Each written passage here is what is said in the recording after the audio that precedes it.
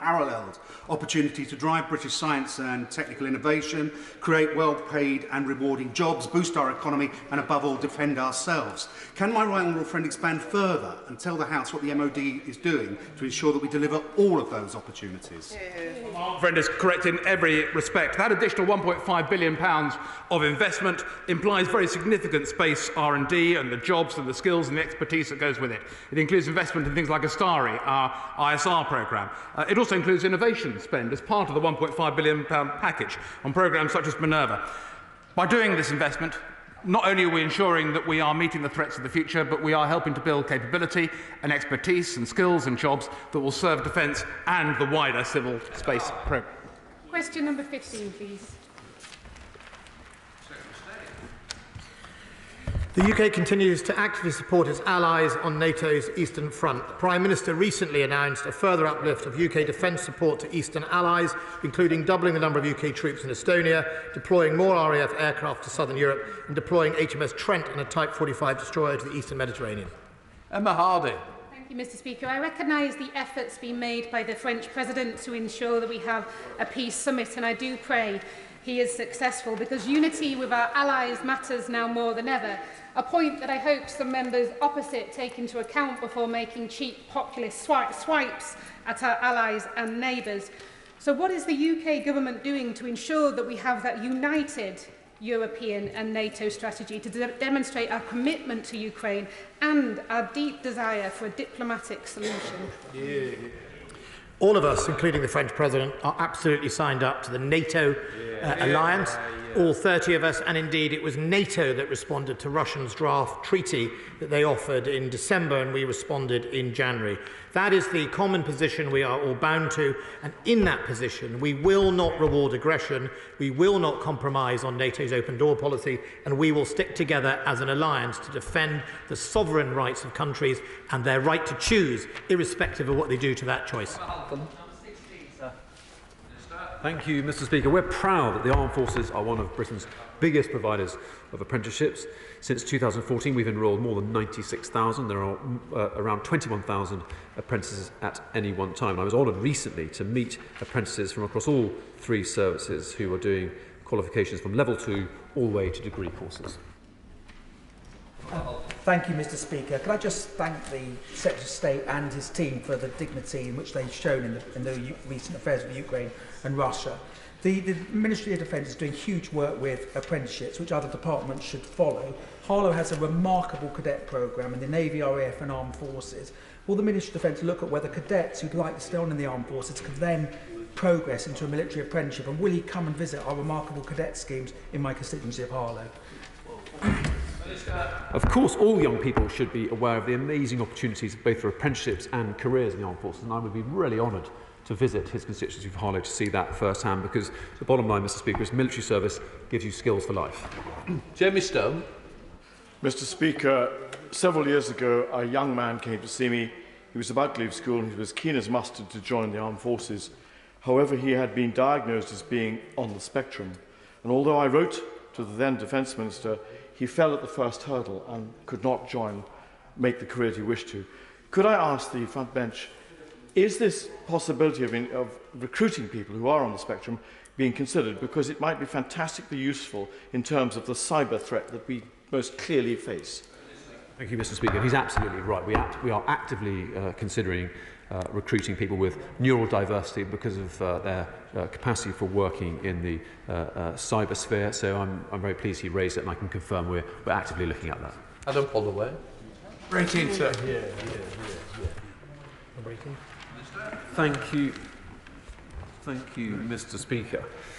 The new Army Reserve under Future Soldier will improve recruitment and retention across the whole reserve force. And the bottom line is, Mr. Speaker, that we're doing that by improving the offer and giving young officers and reserve soldiers the opportunity to train and deploy with regulars globally and nationally. Adam Holloway.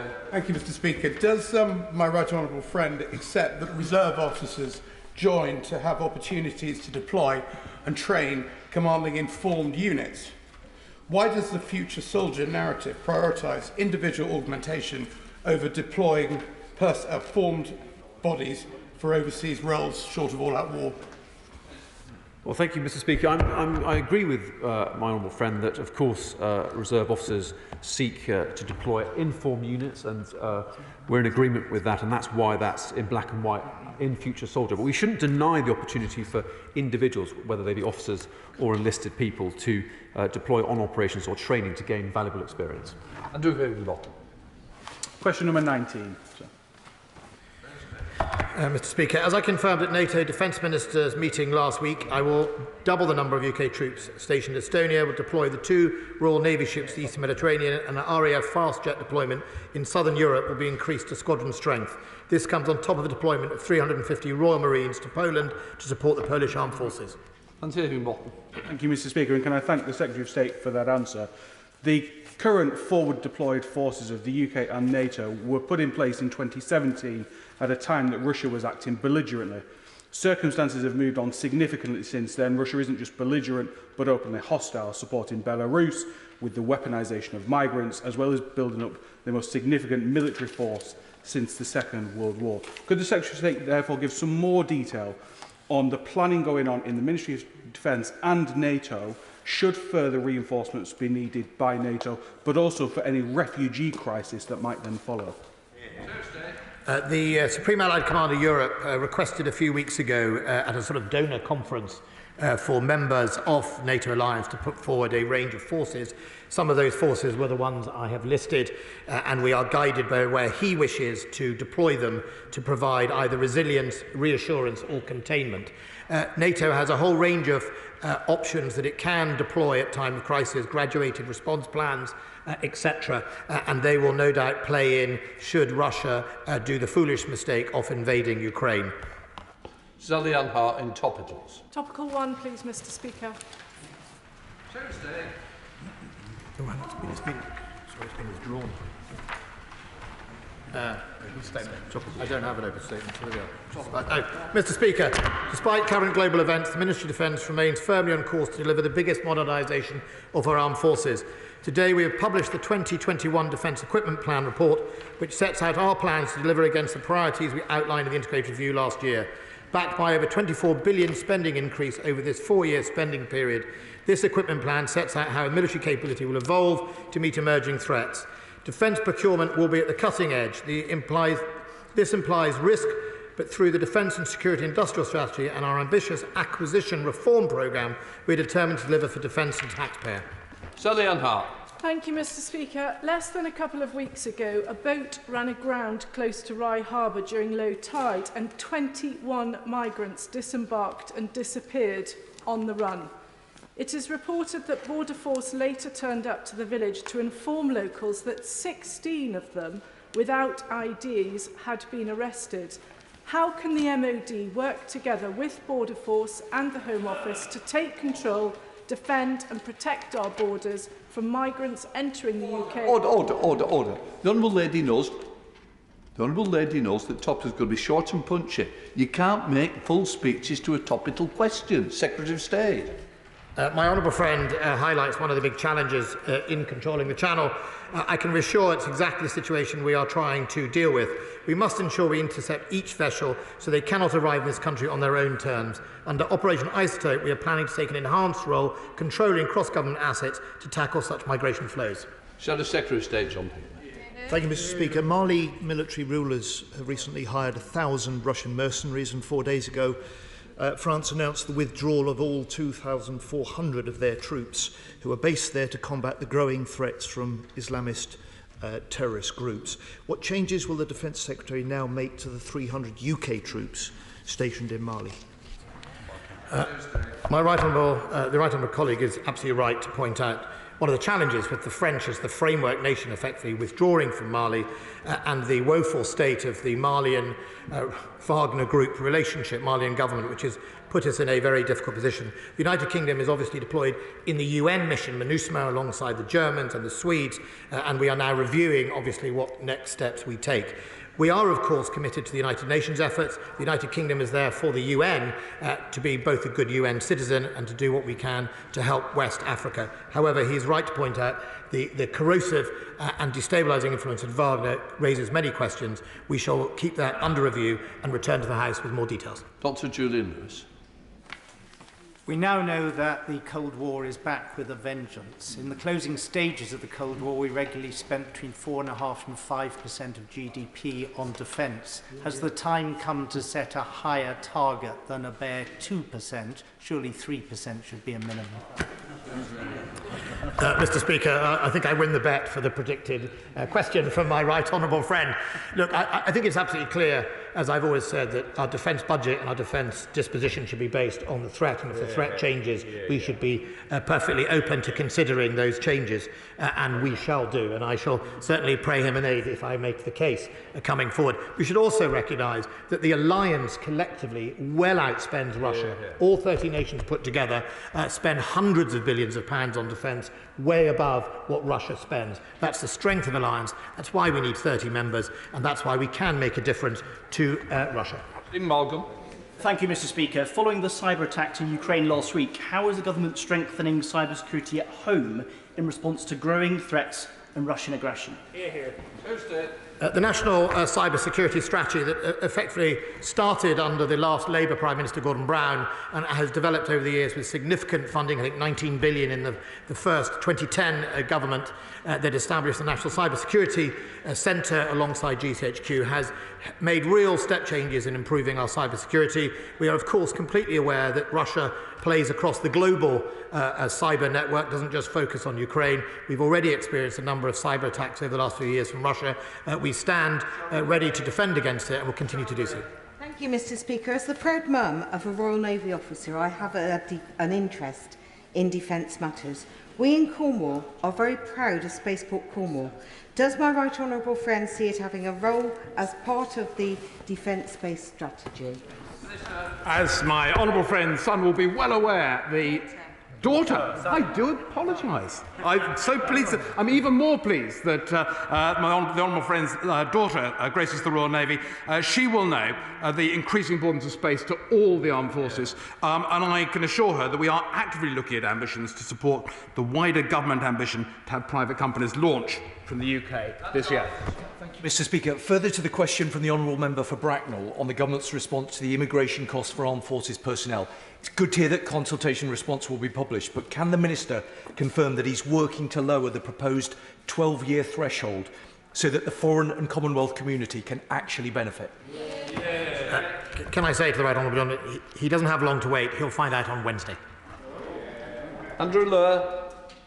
Thank you, Mr. Speaker. My constituent's father is a former Afghan army officer in hiding, wasn't able to get an ARAP. Could I ask the Defence Minister to meet with me to discuss this further, please? Mr. Speaker, very happy to meet with my honourable friend, but as he and colleagues around the House will appreciate, and I know it's a disappointment to many, ARAP was never a mechanism for rank-and-file members of the Afghan National Army to come to the UK, but I'm happy to discuss the particular case he mentions. Andrew Gwynn. The UK is now the only atomic nation with no official recognition or compensation to nuclear test veterans and their families. Ahead of the 70th anniversary of the first British nuclear test later this year, will ministers now do the right thing and give these veterans the recognition they deserve?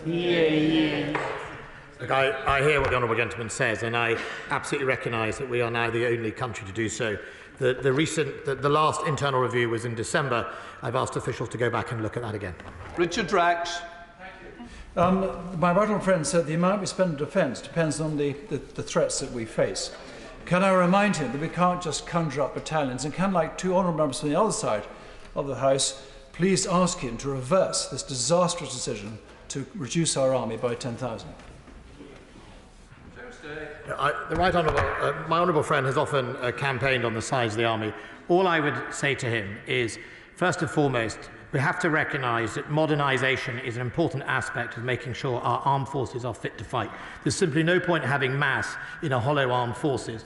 For too long we had that out of step. We either had lots of people and inadequate equipment, or we had expensive equipment and not enough people. This Defence Command Paper put that in balance. That means it can deliver what it says on the tin, and it doesn't let those people down. Greg McCandle. Mr. Speaker, can I thank you, Mr. Speaker, for the tribute paid to our dear friend and colleague Christopher Stalford, whom we shall all miss terribly. On a lighter note, can I ask the Secretary of State if he would join with me at the Northern Ireland Air Show in my constituency, where all the armed services each year put on a magnificent display in trying to attract young people to a very rewarding career in the armed services? I'd be delighted to come. Sarah Atherton. Mr. Speaker, with the Armed Forces Parliamentary Scheme, I spent some time with the Commando Littoral Response Force in the High Arctic during their preparations for the forthcoming exercise Cold Response, involving 35,000 troops from 28 nations. So would my right honourable friend agree with me?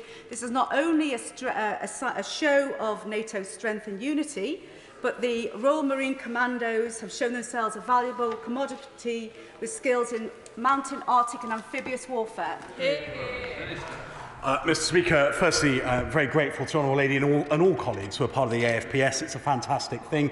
She's absolutely right that it is both a demonstration of the way the Royal Marines are transforming and our commitment to NATO, but also the integrated review coming to life, because the littoral response groups in the High North and in the Western Indian Ocean are two of the key new innovations of that paper. Rachel Muscle. Thank you, Mr. Speaker. The Ministry of Defence leases 37,500 homes from Annington Homes. 7,230 of these are vacant, while 12,000 Afghan refugees have been in bridging hotels for over 6 months. This just cannot be right. So what is the Ministry of State going to do about this? We've made 550 SFA units available, and and all the questions on this should be directed to local authorities, but we're doing everything we can to ensure that Afghan families get settled in the way they deserve. Dean Russell. Mr. Speaker, last week I had the pleasure of visiting Watford's ex-servicemen club, and where I met the fantastic staff during an evening of darts. I met with Norman McGuigan while I was there, and he's the founder of the Official Minds at War charity, who works closely with Liz Burns, a local resident, and many great volunteers across the country to provide mental health support for veterans. Good jobs help deliver good mental health. So could the Minister please let me know what is being done to ensure service personnel can take up jobs within our thriving defence industry? Thank you. We're fighting over the privilege of answering the question for the honourable gentleman. As my honourable friend said, 21,000 apprentices are inside the armed forces at any one time, and we're also committed to lifelong learning. I think for 5 years after they leave the services, they can apply and get support to retrain. It's a great opportunity for our service personnel who've got terrific skills. Dave Dugan. Does the Secretary of State agree with me that the same esteem, respect and cooperation that the UK enjoys with Australia will also be a feature of UK-Scottish relations on matters defence and security after independence? But crucially, unlike today, Scotland as an independent state will have a seat at the table and a decision-making process role. Absolutely. You could Speaker, this year the SNP are in favour of NATO membership. Who knows where they'll be at the end of it? Of course, if they want to be part of NATO, they'll have to spend 2% of GDP. Given they'll be almost bankrupt, I doubt they'll ever spend anything. Neil Crosby. Thank you, Mr. Speaker. Support for the defence jobs is important, but so is support for our veterans. Mr. Speaker, does the Minister agree with me that the Armed Forces charity SAFA, who do a particularly excellent job on Anglesey, play a vital role in supporting our veterans? Speaker, well, I do agree. SAFA do an absolutely magnificent job, and I've seen them firsthand in Aldershot. But I would also like to put on record my thanks, Mr. Speaker, for everything the Honourable Lady does for veterans in her constituency. Mr. Speaker, the nuclear test veterans, as we've already heard, are a group of individuals who are they're elderly, and many of them have sadly already passed away. It is in the Secretary of State's power to award medals at this point. Will he do this? I'm sorry to inform the Honourable Lady it's not in my power to afford medals. Michael Fabricant. Thank you, Mr. Speaker. Last year, the Royal Air Force took part in exercise Blue Flag in Israel. What lessons did the Royal Air Force learn from working with the Israeli Air Force? I can't say right now, but what I could probably say, it's about readiness. Be ready, because you never know where the threat comes from. Speaker, will the Secretary of State promise me he will listen to the Reith lectures, especially the bits about artificial intelligence and robotic warfare, and then think about our defence plans? Yes. James Ray. Like my honourable friend, the member for Wrexham, I very much welcome the fact that the MOD are taking the Arctic and the threat from Russia along its 20,000-mile border in the Arctic very, very seriously indeed, as are NATO. But there's been a very long promised policy paper being produced by the MOD. When is it due to be printed? Published? Produced? My right honourable friend, look, it will be produced in March when I go and visit, hopefully, a cold response. When I came into office, I discovered it was one of those classic government strategies that had absolutely nothing in it other than a nice bit of narrative. I said, I'm not going to launch that until there's some solid offers and deliverables in it. I paused it, we rewrote it, and then it will be launched. Final question, Stuart Seaback. Thank you, Mr. Speaker. Can I ask the Secretary of State what discussions he's had with allies about the number of people who might seek refugee protection in the event of a Russian invasion of the Ukraine, and how he is going to go about ensuring there's an appropriate and coordinated humanitarian response to that? Mr. Speaker, this is very important and perhaps very likely consequence of what may happen in Ukraine.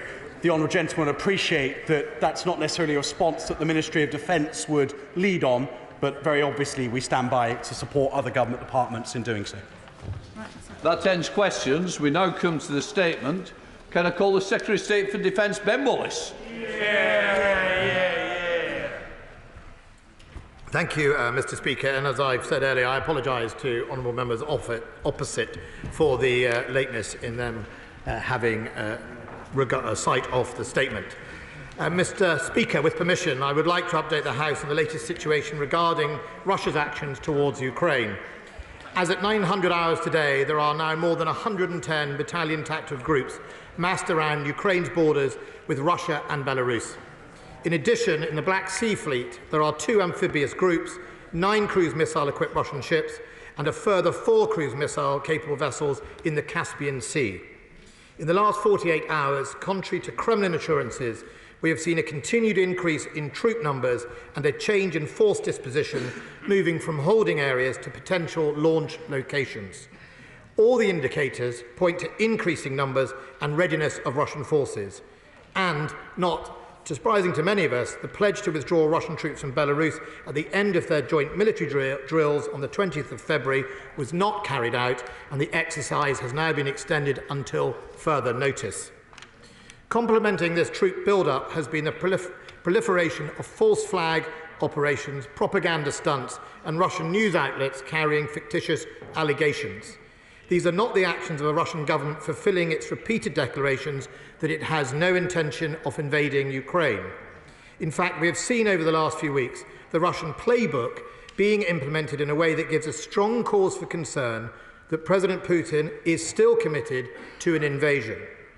I believe he is in danger of setting himself on a tragic course of events leading to a humanitarian crisis, instability, and widespread suffering, not just of Ukrainians, but also of the Russian people.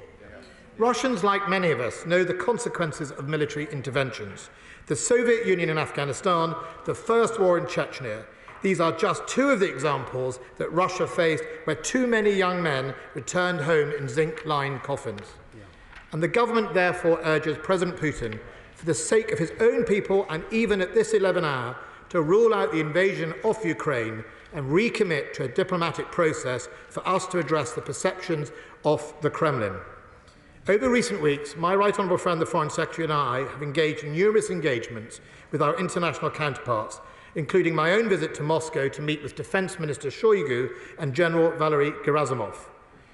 We have made clear our determination to uphold the defensive principles of NATO and to defend the right of sovereign countries to make choices about their own security arrangements. As the Russian government itself has signed up to, states, and I quote, have an equal right to security. We reaffirm the inherent right of each and every participating state to be free to choose or change its security arrangements, including treaties or alliances.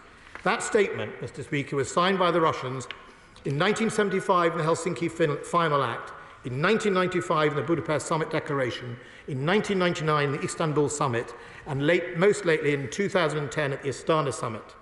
We urge Russia to stick to its commitments that it has openly made and signed up to over the years. My counterpart, Minister Shoigu, repeated to me in person that Russia has no intention of invading Ukraine, and while we will take them at their word, we must judge them by their actions. At our meeting, I also took the opportunity to address the proposals in Russia's draft treaty, because while this is not a return to normal UK relations, it is important that as one of Europe's biggest military powers, the UK maintains strong lines of communications with Russia in order to avoid miscalculation or the risk of inadvertent escalations. I also continue to speak regularly to my Ukrainian defence counterpart, Minister Reznikov, as we continue to support the armed forces of Ukraine. Since 2015, the UK has responded alongside the likes of Sweden and Canada to Russia's previous illegal occupation of Crimea with defence capability building, including training and reform. And as I announced to the House last month, Mr. Speaker, we took the decision to also provide lethal aid to Ukraine. This now means that alongside the United States, Canada, Estonia, Latvia and Lithuania and the Netherlands, the United Kingdom has not just spoken but acted. I'm pleased with the efforts being made by a range of European leaders, including President Macron, to find a way through, as we must remain resolute in our commitment to NATO's formal response to the Russian draft treaties, which all NATO members signed up to. Intimidation and aggression, however, must not be rewarded. We should be under no illusion. The Russian forces have now massed on Ukraine's borders 65% of all their land combat power. The formation present and the action of the Russian state to date not only threaten the integrity of a sovereign state, but undermine international law and the democratic values in which all of us in Europe so strongly believe. The Foreign Office has now relocated the embassy further west in the country and, as 2 weeks ago, advised all UK nationals should leave Ukraine via all means possible. The Ministry of Defence will continue to monitor Russian actions, support Ukrainian defensive efforts and contribute to NATO's response measures. We continue to hope, Mr. Speaker, President Putin will relent and pull back from an invasion, but we must prepare ourselves for the consequences if he does not. I will update the House as I have done so over the last few weeks, both in the Chamber and to colleagues online. Thank you. Now come to Shadow Secretary of State John Healey. Thank you, Mr. Speaker. The Defence Secretary has been busy in recent weeks, so I welcome his statement today. Can I also thank him for keeping the opposition parties updated on Ukraine during these very grave escalations of Russian military threats on the Ukrainian border. This is the most serious security crisis Europe has faced since the Cold War, and the Ukrainian people, citizens of a proud, independent and democratic country, face an utterly unprecedented threat from, as the Secretary has said, 2/3 of Russia's entire forces built up now on its borders. Mr. Speaker, there is unified UK political support for Ukraine's sovereignty and its territorial integrity in the face of this continuing Russian aggression. The government also has Labour's full support in helping Ukraine defend itself and in pursuing diplomacy, even at this 11th hour, and even though President Putin has proved more interested in disinformation than diplomacy. And we also fully support moves to reinforce the security of NATO allies, as the Labour leader and I told the Secretary-General at NATO HQ earlier this month. Mr. Speaker, President Putin wants to divide and weaken the West, to turn back the clock and re-establish Russian control over neighbouring countries. The real threat to President Putin and his Russian elites is Ukraine as a successful democracy, choosing for itself its trading and security links with the West. An attack on Ukraine is an attack on democracy.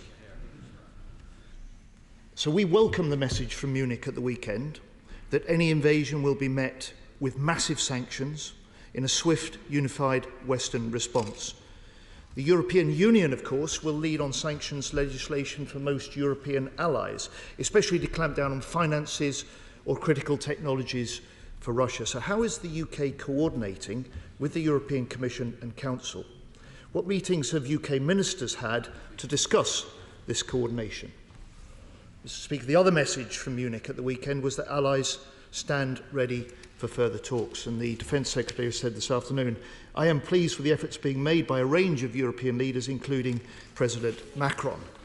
But what diplomatic initiatives is our UK Prime Minister taking, befitting Britain as a leading member of the NATO alliance and a permanent member of the UN Security Council?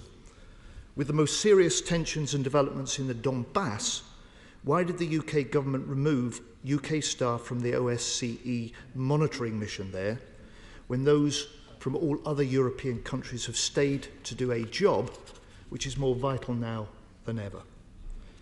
The Defence Secretary said quite rightly, we continue to support Ukrainian defensive efforts, including with lethal aid. So what more will the Defence Secretary now do with NATO to help Ukraine defend itself? Can he speed up action via the Ukraine naval agreement? How feasible is a no-fly zone? What consideration will he give to support for Ukrainian resistance? Mr. Speaker, we cannot stand up to Russian aggression abroad while accepting Russian corruption at home. For too long, Britain has been the destination for the dirty money that keeps Putin in power. So where is the economic crime bill, promised by the government and then pulled? Where is the comprehensive reform of Companies House? Where is the law to register foreign agents? Where is the Register of Overseas Entities bill? Where is the replacement for the outdated Computer Misuse Act? Where are the new rules on political donations? Why does the government's elections bill make these problems worse by enabling political donations from donors based overseas? Whether or not President Putin invades Ukraine, Russia's long-run pattern of aggression demands a NATO response. So can the Secretary of State report from his meeting last week with NATO defence ministers on how the alliance's overall posture is set to change? Can he explain what could be taken to better coordinate NATO with the Joint Expeditionary Force, for instance, creating a regional readiness force? And finally, does Ukraine not expose the flaws in the government's integrated review last year, with its first focus on the Indo-Pacific and with its plan to cut the British Army by another 10,000 soldiers? Will he now halt any further army cuts, and will he restore the highest defence priority to Europe, the North Atlantic and the Arctic?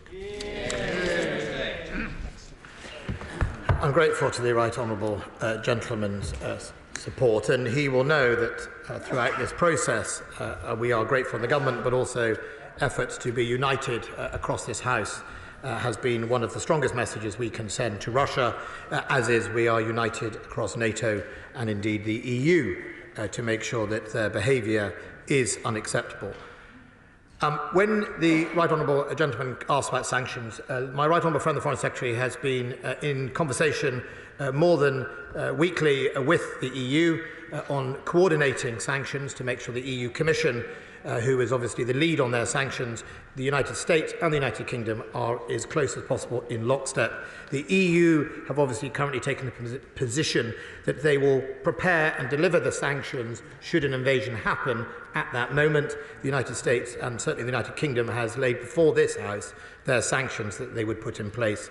That is a different of approach. However, we know from our own experience that the EU can move very quickly at a Commission level when it wishes to do so. And there is no loss of appetite or lack of appetite in the EU to deal with President Putin through sanctions should he make the tragic error of invading Ukraine. And I don't think anyone should play into the differences of timing to suggest that. It is just a simple mechanism of approach. My Right Honourable friend, the Foreign Secretary, also through a group called the Quint++, that is the US, UK, Italy, France and Germany, plus NATO and the EU, are all working together on those type of responses, and they are regularly having discussions. On the issue of OSCE, I can get the exact, I will write to the Right Honourable Gentleman about it, but I know that one individual has been in touch. He is obviously a UK citizen, and when the Foreign Office advice was issued, there are certain, obviously, advices to citizens of our country, and if you find yourself in any organisation, obviously, that is our advice to them. However, other members of the OSCE have left, not all of them, but I will get him the full details as well. When it comes to the bigger questions of issues like aid, Ukrainian resistance and further support, he will know that it has been best pursued in a bilateral basis between countries or groupings of countries, such as through lethal aid. There's been much made of the fact that countries such as Germany and France have not done lethal aid to Ukraine. I simply reflect, as I did at NATO last week, that the strength of an alliance of 30 is we can all play to our strengths.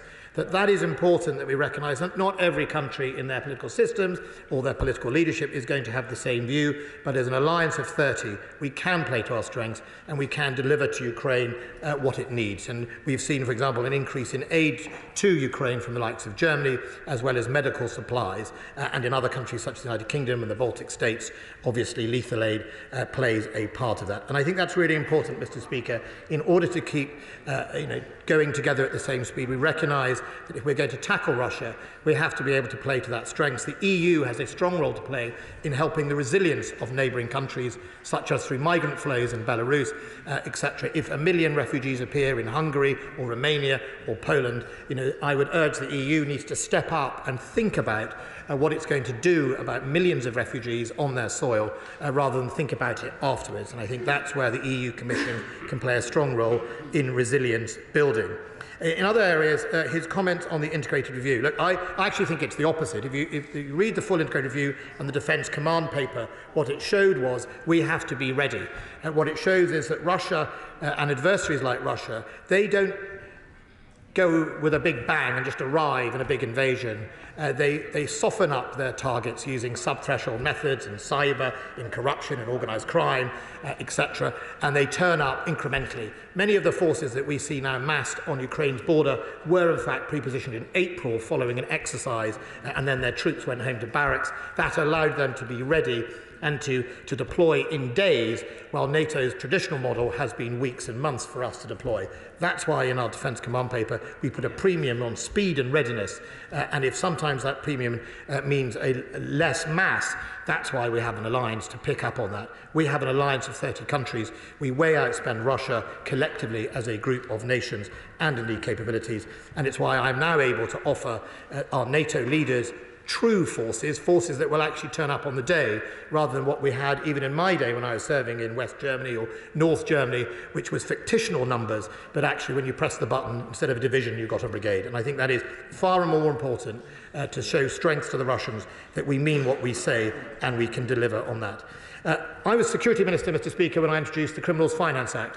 There was no greater champion on taking down dirty money in the city than me. I brought in the unexplained wealth orders. I brought in the mobile stores of wealth where people got round it, and in fact helped set up the national, within the National Crime Agency, the Economic Crime Unit. I also made sure that we changed the law around tax evasion to make sure we got more people, and pushed incredibly hard and successfully through the, I think it was the G7, the Transparent Register of Beneficial Ownership. He's absolutely right, we need to do more. I absolutely supported at the time, and still do, a register of foreign agents, and I am, the whole of government is now looking at those issues, and I think he is totally right around areas like Companies House.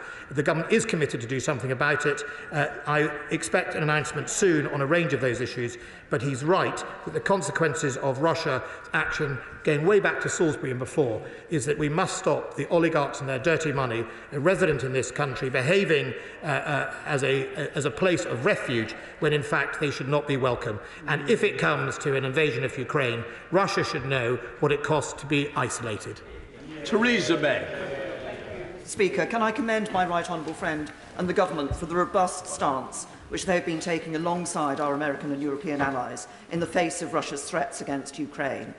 President Putin wants to weaken NATO and the Western alliance, but does my right honourable friend agree with me that any further action to invade Ukrainian territory by the Russians can only lead to a strengthening of the determination of the UK, NATO and the Western alliance to defend the rights of sovereign states and to defend democracy?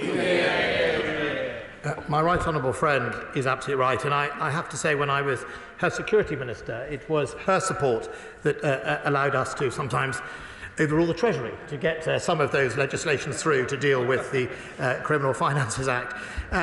My right honourable friend is absolutely right. In 2014, after the invasion of Crimea, President Putin got exactly the opposite of what he wanted. He got more forces on the east of Europe. He got more defence spending. If he continues down this line, I suspect he'll continue to get more forces on his border and greater defence spending across NATO, the very opposite of what he is trying to intend to do. I hope he learns a lesson of 2015. At the moment, it's not looking well. Good. SNP spokesperson Stuart Malcolm MacDonald. I'm grateful, Mr. Speaker. Can I thank the Secretary for advance sight of the statement and the updates he's been giving opposition parties over the previous weeks, and underline that on these benches we are friends of Ukraine, we are supporters of international law, and we support absolutely Ukraine's right and ability to organise its security affairs as it sees fit. But as the Russian Security Council meeting happening as we've been sat in this chamber this afternoon shows us, we have reached a dangerous moment in all of this. The Secretary has mentioned the new sanctions package that was announced by the government just before the recess. And when that package was announced, it stated, quote, that it will give the government the ability to sanction entities and individuals of economic and strategic interest to Russia, but only if there is a further escalation. Well, that escalation has started, Mr. Speaker, and we saw that yesterday, Saturday and on Friday, anyone who was following events in the Donbass region. So isn't it time to start sanctioning individuals and entities of strategic interest now, including those here in this country? And given the importance that disinformation and the entire architecture that the Russian government has to spread disinformation to the conflict it's perpetrating against Ukraine, shouldn't that start with some of those disinformation rackets here, the likes of RT, Sputnik and others, now? The honourable gentleman is absolutely right, and I think the new leader of ALBA may like to reflect on his celebrity status on some of those channels. I think what I would say to the honourable gentleman is the government already does have some considerable powers. The Magnitsky sanctions that have been used against a number of Russian individuals after Salisbury. In fact, some of the people I met in the Russian Ministry of Defence themselves were sanctioned under a range of those measures, and we do continue to deliver them. But on the wider response, the whole of government will produce a response to this House in due course. I understand his point about should we not do sanctions now rather than wait for it to happen. I think that the key here is that we have to be in a position to threaten to deliver sanctions against Russia if they do something. If we were to unilaterally deliver them now, and America wasn't and the European Union wasn't, I think there is a danger that President Putin would play into a divide and rule narrative that he is trying to do. I think that there are plenty of measures we can take. We are planning some serious set of sanctions, and I think that the reality and the question to President Putin is, do you actually care what's going to happen to your people? Because it will be them that suffers most as a result of the sanctions, and it will be interesting, as a responsible leader, whether he will listen to that.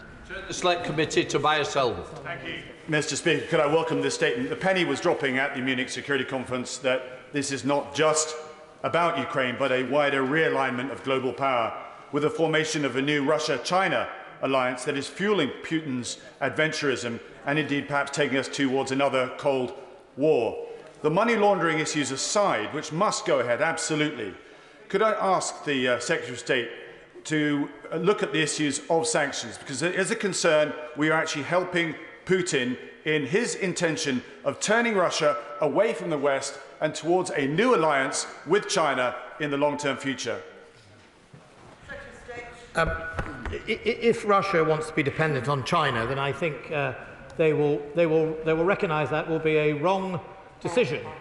China and Russia are directly in competition over the high north and the route through the Arctic, and Russia surely will not want to depend entirely on China in the same way many European states are regretting being entirely dependent on Russian gas. I think it's important, however, that we do a range of sanctions that not only are directed at the regime and the government of Russia, but also at some of their bankers or their people that help them carry on as normal. Ben Bradshaw. Thank you, Madam Deputy Speaker.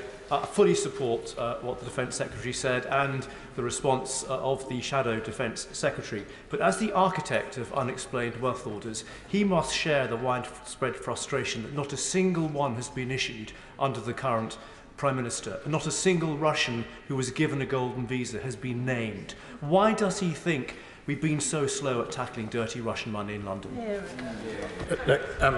Unexplained wealth orders are not a matter for politicians. They are a matter for the investigators, the National Crime Agency and economic crime. I can no more direct an unexplained wealth order than he can. Although when I was Security Minister, I was victim of a Russian fraud that tried to purport me having a conversation with the Russian Prosecutor General and directing them. So I am disappointed there are not as many as I had hoped.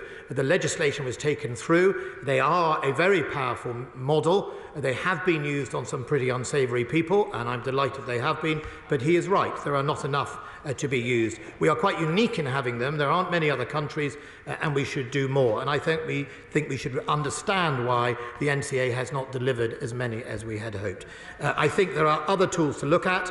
I certainly welcome that long-term commitment on beneficial ownership. I think the Companies House legislation is something that we'll see soon. I remember being horrified to discover that pretty much even a sanctioned individual could open a company, because I don't even think in those days they were given an identity check. That has to stop. I know they've done some tightening up. It will take legislation, and I hope the whole House will support that. Sir Ian Duncan-Smith. Well, Deputy Speaker, can I say to my right honourable friend, I recommend his calm and straightforward posture during the course of this, and I think he's done incredibly well. Can I also say to him this, though, that in the course of all of our debates and even on TV, we behave as though Russia is threatening to invade Ukraine. Russia has already invaded Ukraine. They took the Crimea, and they're right now furnishing the Donbass region with munitions to create even further trouble.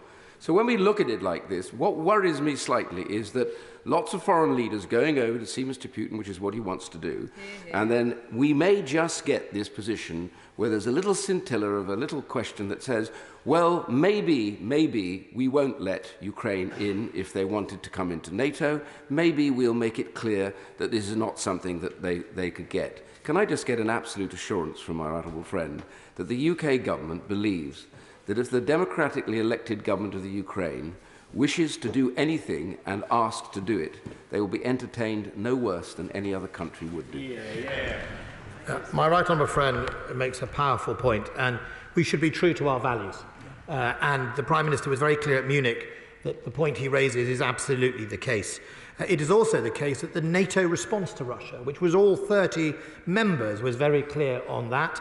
We shall hold each other to that commitment, and I think it is absolutely right that now is the time to stand up and say these are our values, they are not up for compromise, we're not going to give a single inch, and fundamentally we are not going to reward a bully. Hilary Benn. Thank you very much indeed, Madam Deputy Speaker. The Secretary of State said a moment ago, he talked about sanctions on Russia if they do something. Can I just press him on this point? We don't yet know for sure whether full invasion will take place, but can he tell the House what the government's response would be if the action taken by Russia, say, took the form of a no-fly zone over Ukraine, or blockading of its ports, or repeated and significant cyber attacks on Ukrainian institutions and governments? In those circumstances, would the government respond with the full sanctions that it's obviously been discussing? I'm grateful to that, honourable member. First of all, let me make something clear. As he knows, there's lots of sanctions already in place after Crimea. So these are about additional sanctions on top of the raft of sanctions the government brought in after that illegal invasion and annexation of Crimea and indeed the Donbass. Look, I think he is absolutely right. Look, many of these aggressive moves, like a no-fly zone, in other words, the threatening of the integrity of that sovereign state, a blockade to free trade, would absolutely warrant a response ranging from sanctions and others. I think we would look at it at the time, but absolutely I agree with him. Be under no illusion, Russia should be under no illusion that threatening the integrity of a sovereign nation, whether that's in the air or on the sea, is exactly the same as threatening it on the land. Dr. Liam Fox. Following the first invasion in 2014, and in order to get round sanctions, Russia has had extensive import substitution and investment in European companies in critical infrastructure and energy. a policy of tolerance, if not appeasement, by European governments. Can I say to my right honourable friend, who I think has been an exemplary Defence Secretary through this crisis, that sanctions alone will not protect Ukraine from a subsequent Russian invasion. They need either substantial improvements in their defence capabilities or a security guarantee, or both. President Putin believes that Ukrainians and Russians are one people. There is no lack of clarity there, and ultimately he can only be deterred by the threatened use of force.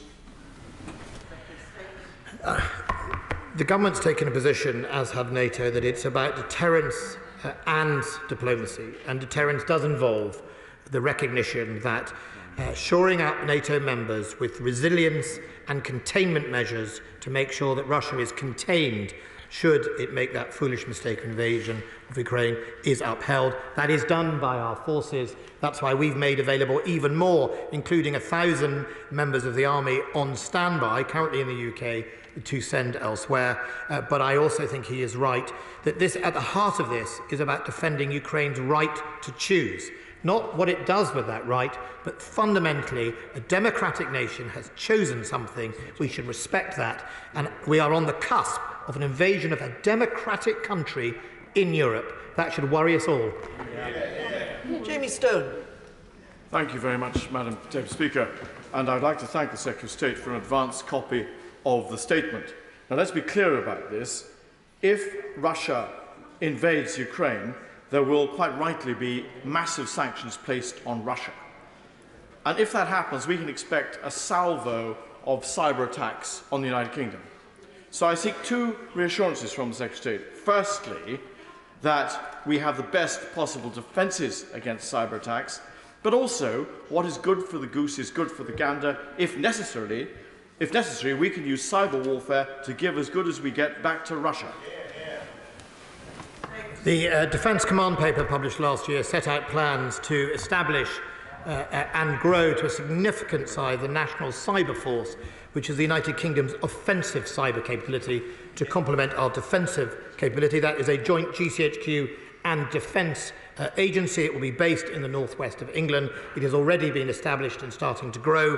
I can't comment on the operations it will undertake. I'm a soldier. I was always taught the best part of defence is offence. Dr. Julian Lewis. Thank you, Madam Deputy Speaker. What will the government do to try and impress on President Putin that even if he invades the rest of the Ukraine without military comeback on behalf of Ukraine, it would be a fatal error for him then to think that he could invade an outlying NATO state, one of the Baltic states, for example, without an attack on one rightly being considered to be an attack on all NATO members? President Putin's public stated view is that, in fact, by potentially dealing with Ukraine or preventing Ukraine joining NATO, he is in fact saving us all from a future war, because he wrongly asserts that should Ukraine join NATO, Ukraine would then attack Crimea and the Donbass, and that would trigger a NATO. My right honourable friend is absolutely an expert on NATO. He knows that it's just a fantasy scenario, but potentially used as a justification. And I think it's therefore very important we demonstrate that, yes, with Ukraine not being in NATO, we, however, can do our best to protect their right to choose, but also that we make sure it very, very crystal clear to the President of Russia that, try this with NATO partners, and no matter how big and how small, Article 5 is a reality. Barry Sherman. Madam Deputy Speaker, I'm particularly fearful of the possibility of an outbreak of war in Europe. I was born not far from here during the worst blitz of the war with Nazi Germany. And every time I think about war, I remember my family, my father away at war, bombs raining down, killing our neighbours. So no one can give me lectures on this. We must show these despots and dictators firmly that we mean business in every sense. Will he join me in sending that message to Putin? And I've been very consistent, and like him, and like a number of my colleagues on this side of the House and on the front bench, and indeed some on your side, whether you have been born in a Second World War environment or you have seen people at the wrong end of a terrorist attack or death and destruction, no one comes here glowing with warmongering in their heart. They come here trying to do their very best to avoid it. But of course, we also know that freedom comes at a cost. Freedom is not free, as the South Koreans know and put on their war memorials. And we have to stand up to this, because we didn't stand up in 2014 as an international community. We didn't stand up as an international community enough. We did send a very successful and strong message after Salisbury poisoning, and 153 intelligence officers were expelled. But, you know, the ripples of this being successful for President Putin will not end. They will go through us all, and we will all regret it in the long run. And sometimes that means taking a stand, and I think now's the time. Bob Stewart. Oh, thank you, Madam Deputy Speaker. I understand that the Duma passed a resolution that the Donbass and the Crimea were to be incorporated into Russia. This in some way gives Putin some sort of legality if he was to think of invading.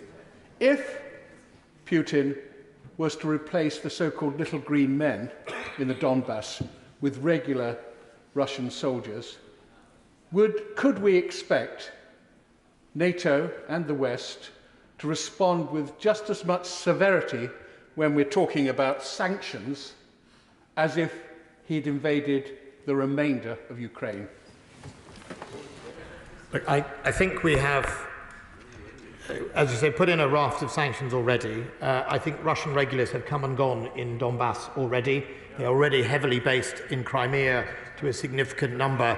They take it as their own. This latest Donbass, I think it's a resolution about the Donbass in the Duma, is of course worrying, and we should all recognise that this is effectively a motion over a sovereign state they have no legal international law authority over, and we should not recognise it. The Prime Minister has been very clear that 1 inch over the border on this incursion will lead to the sanctions. 1 boot, 1 tank, 1 vehicle, and we won't accept it as anything other than an invasion. It's not an interversion, it's not an incursion, it's an invasion, and we will stick to that line. Jeremy Corbyn. Thank you, Madam Deputy Speaker. At this incredibly dangerous time, I noticed that the Defence Secretary did not mention or say much about the Minsk agreement. Does he think this is a way that we can go back to further talks?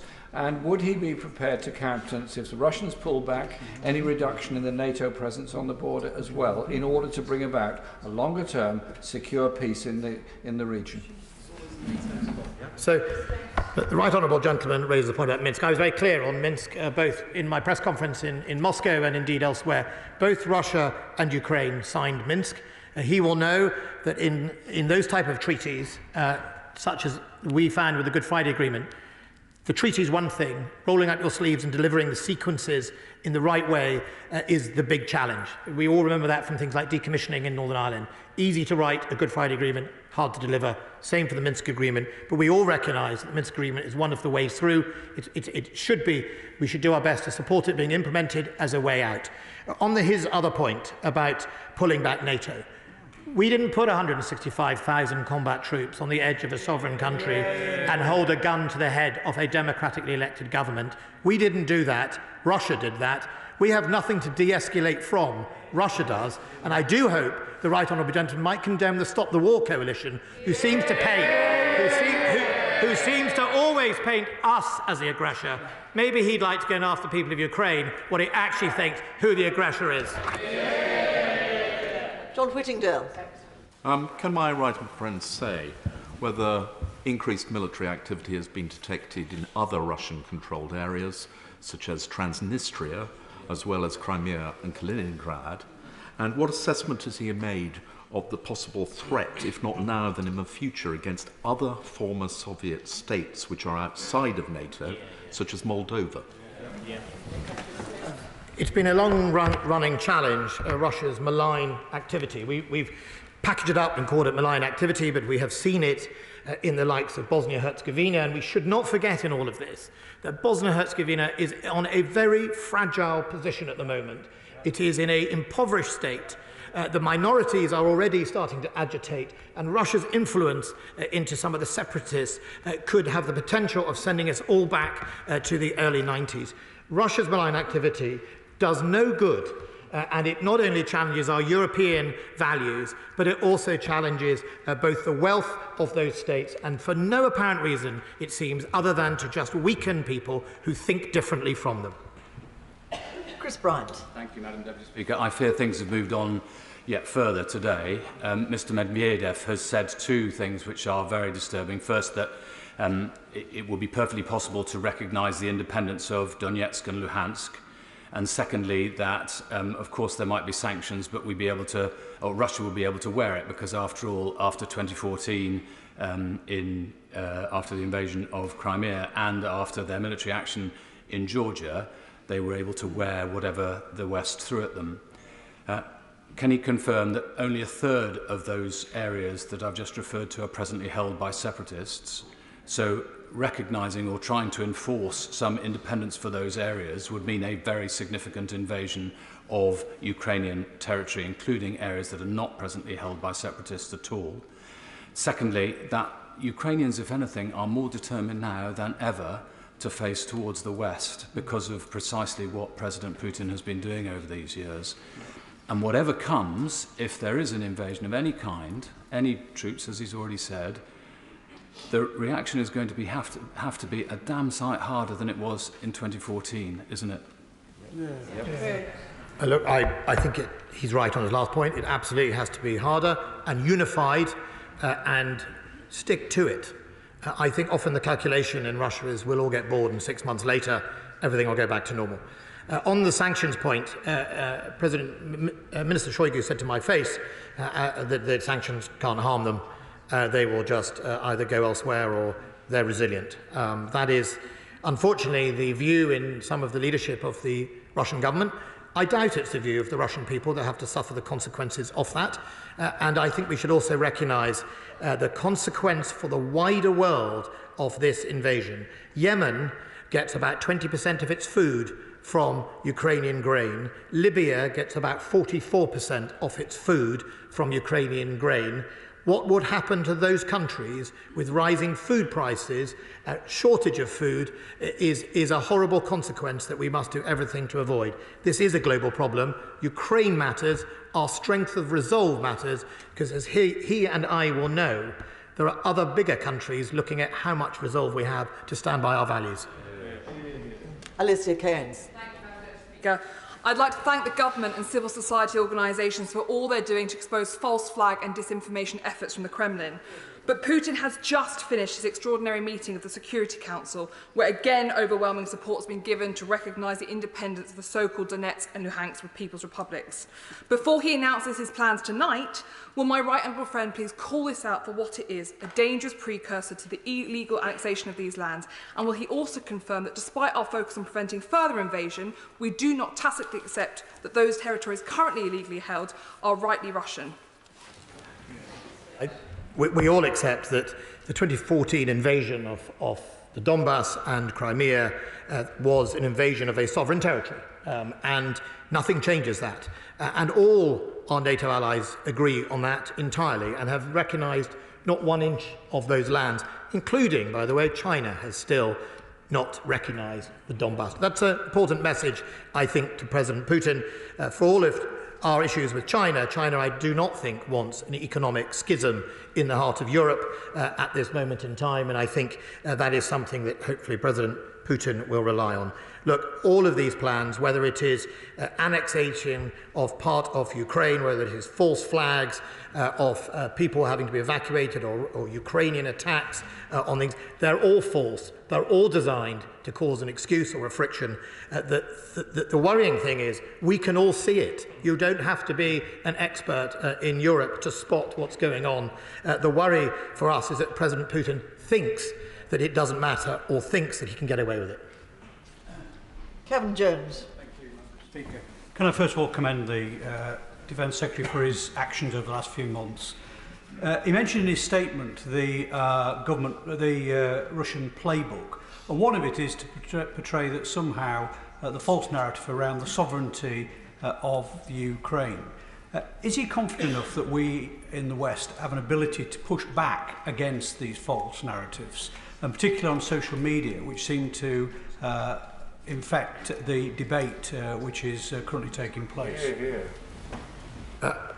We certainly have the capability, and we do everything we can, both internationally and indeed unilaterally, to try and make sure the messages get not only across to our own audiences, but also importantly to the Ukrainians and indeed the Russian audience.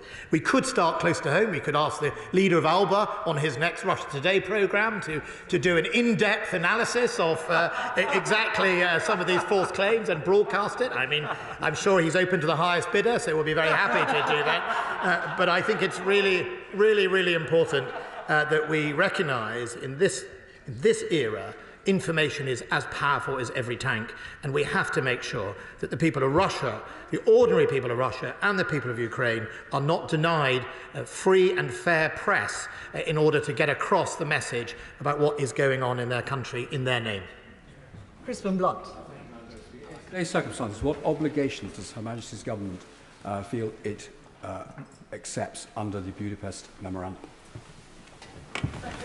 The Budapest Memorandum, as my right honourable friend will know, was an agreement to effectively for Ukraine to disarm its nuclear weapons in exchange for Russia's recognition of their sovereignty. If Russia breaches that, and you could argue it already has with its invasion, then I would guess that the memorandum, I'm not an international lawyer, but would become pretty much null and void. We are one of the, I think, signature guarantors of that, which is why we're doing so much now to hold them to account.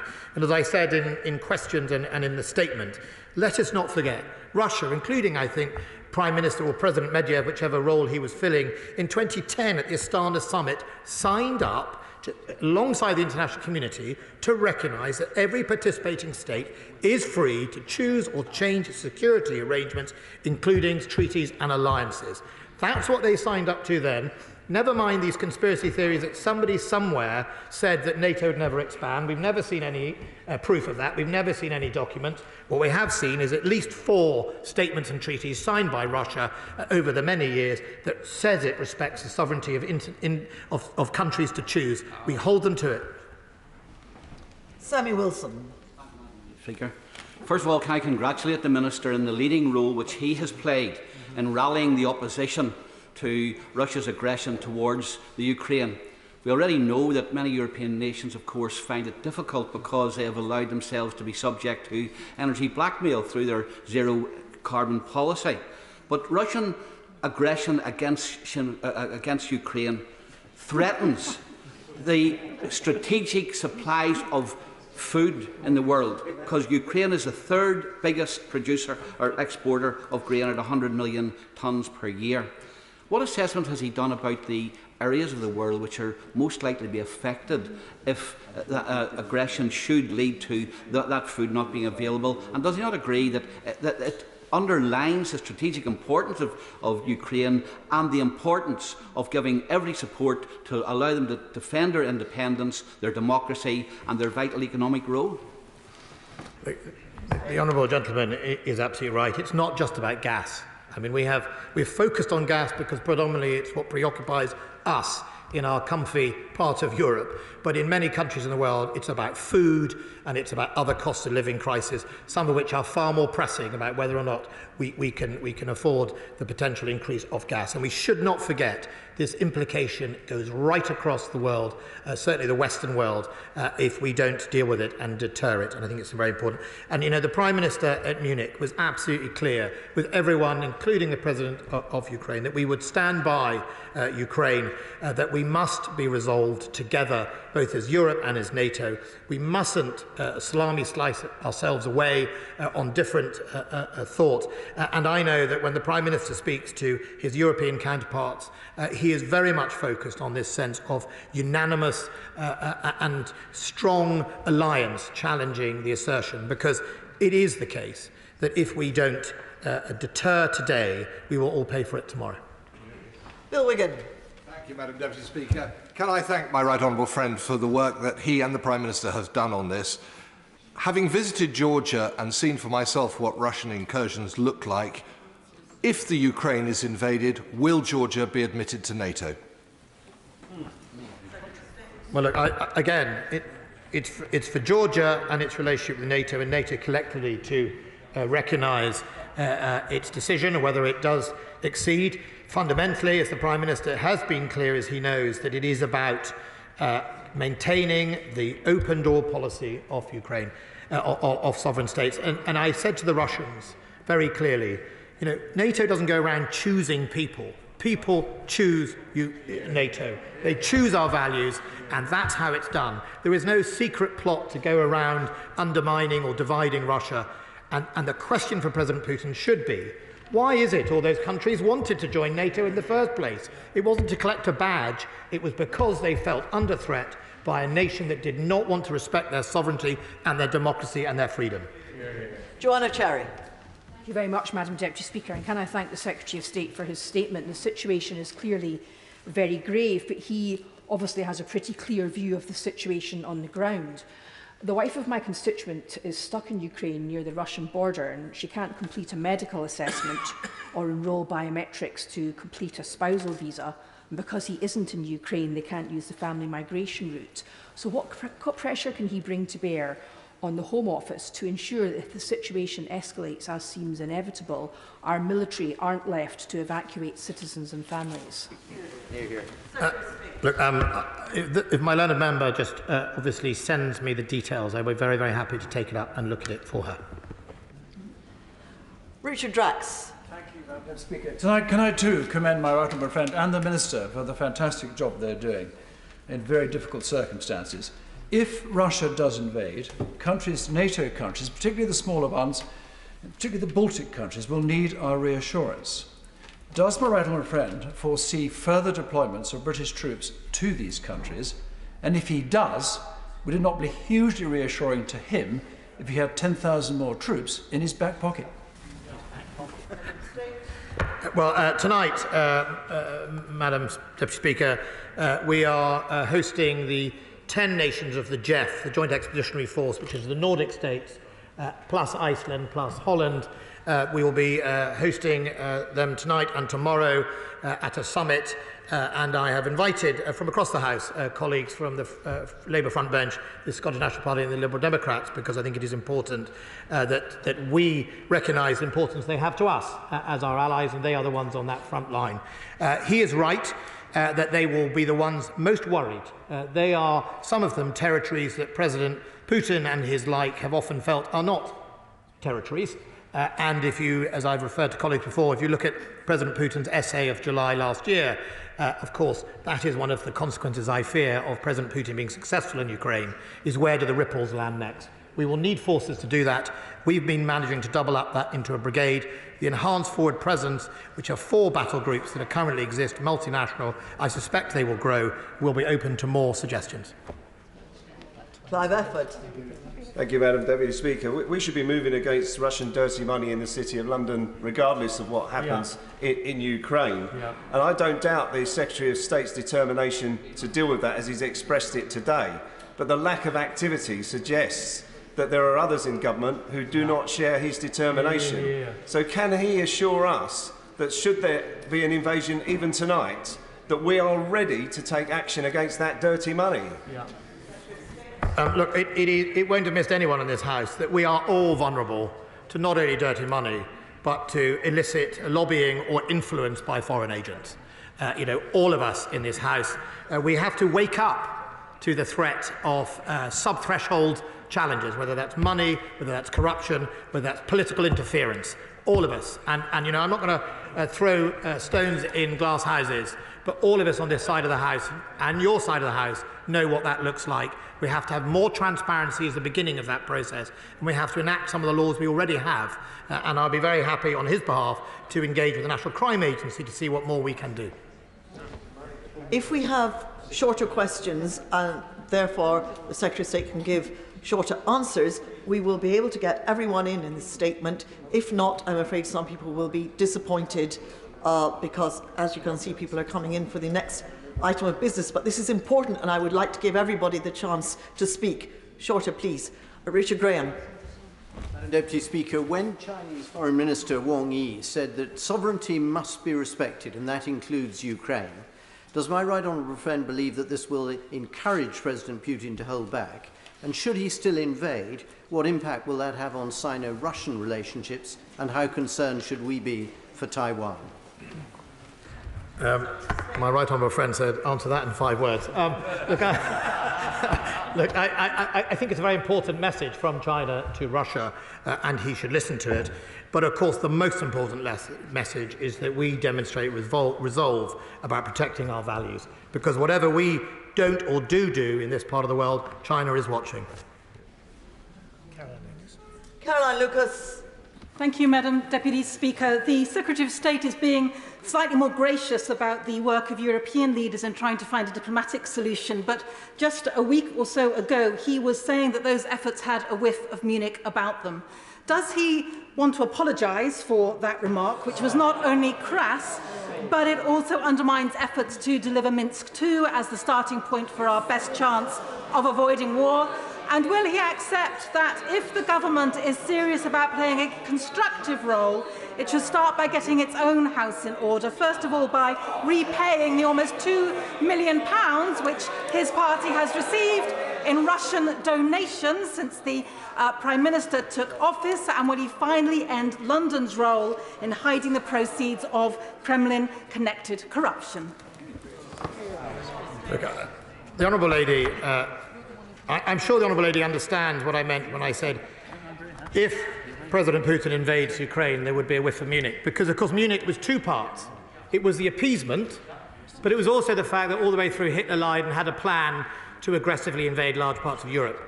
And my point I was making was if he invaded, as I put in my own article, then we would be chasing a straw man when all along President Putin had a predetermined plan. So I suggest, before she makes those sort of allegations, that she goes back to the history books, understand what Munich was about, and then she'll understand what I was saying. Because what we do know here is that time and time again, President Putin has ignored international law, ignored human rights, invaded countries, murdered British people on these streets through his orders in the GRU, and all she can do here is come here, stand up and tell us that we're in the wrong. Maybe she should go to Moscow and tell it themselves. John Barron. Thank you, Madam Deputy Speaker. I know my right honourable friend will agree. That George war is preferable to war. But does he accept that given Russian ambitions regarding Ukraine and events elsewhere, including the South China Sea, that the time has come finally for the UK to accept that we need to substantially increase our defence spending on a sustainable long-term basis, because George war is far more effective if you've got a strong armed forces? The Prime Minister supported and delivered the biggest increase in defence spending since the Cold War. The £24 billion extra was to modernise our armed forces, as well as to make sure we were able to enter new domains where we are threatened by both Russia and other adversaries. That is the right track. We've always been consistent, as has the Prime Minister, which is fundamentally, if the threat changes, we should always be open to review. I think that's important. We should also recognise that we achieve our strength in the West through our alliances on our values and alliances on our defence spending. NATO is the best alliance for that. It is the keystone of European security. Our spending outstrips Russia, and our forces do as well. The only thing that we must make sure we continue is resolve. Resolve is what this crisis is about. We're resolved, the Prime Minister is resolved, the United Kingdom's resolved. We're going to stand up for our values against Putin's aggression. Dave Dugan. Deputy Speaker, from a logistical perspective, what efforts are being made to ramp up the provision of the Ukrainian military's specific requests for additional equipment and parts from the Ministry of Defence? How is this resource being coordinated with international partners to secure all the required resources and kit needed for the Ukrainians to defend themselves, and how are they being trained in its use? I'm in constant contact with my defence counterpart in Ukraine. We talk regularly. The Prime Minister and the Foreign Secretary has been incredibly supportive. We're currently at the stage where we have supplied, as I talked about, the anti-tank weapons and other non-lethal equipment. Britain has been side by side with Ukraine since 2014-15, so there's been significant amounts of training and capacity building, and we will continue to look at what other options are available. We have those discussions. Where we can, we meet their demand. Where not, we try and help other people meet it. Robert Jenrick.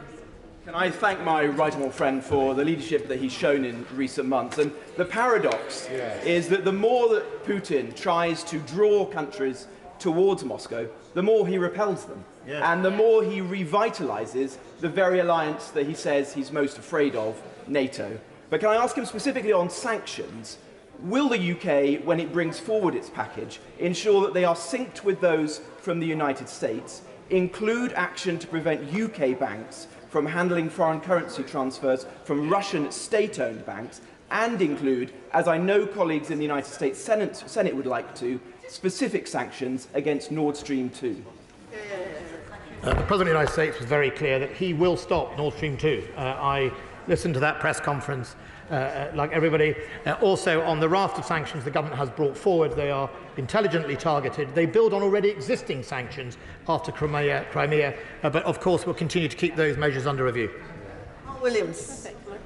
Speaker, Mr. Putin is actually holding an unscheduled meeting with the Russian Security Council today, which he says in fact will decide on the recognition of the two breakaway republics. What would be the implication for the Minsk protocols of such an eventuality? Well, I think, as I said to the honourable gentleman from Islington, we do urge both parties to have regard to the Minsk agreement.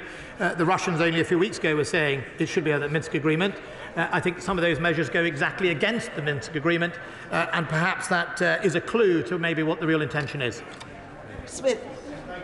Madam Deputy Speaker, when last month I was in Donetsk Oblast with some members of the Foreign Affairs Committee, there was some sniper fire across the line of contact from Russian supporting forces. But what assessment has my right honourable friend made of recent false flag operations in recent days and indeed recent hours?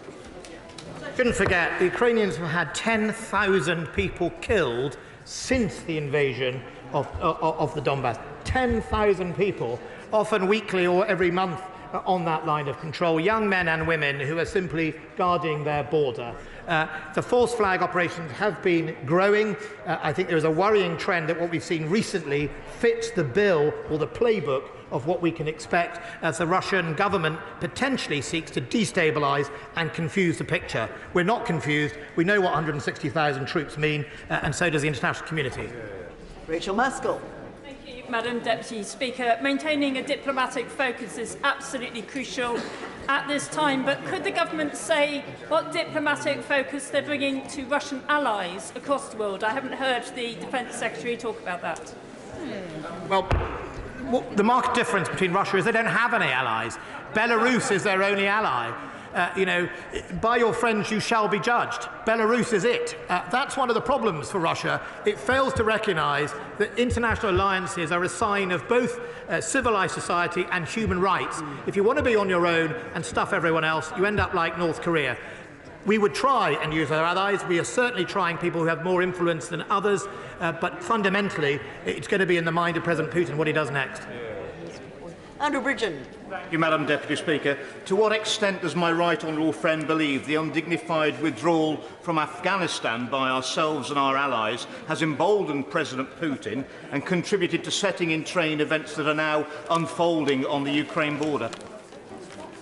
President Putin wrote his article last July before the Afghanistan withdrawal, so I think that is the biggest symbol of what his ambitions were.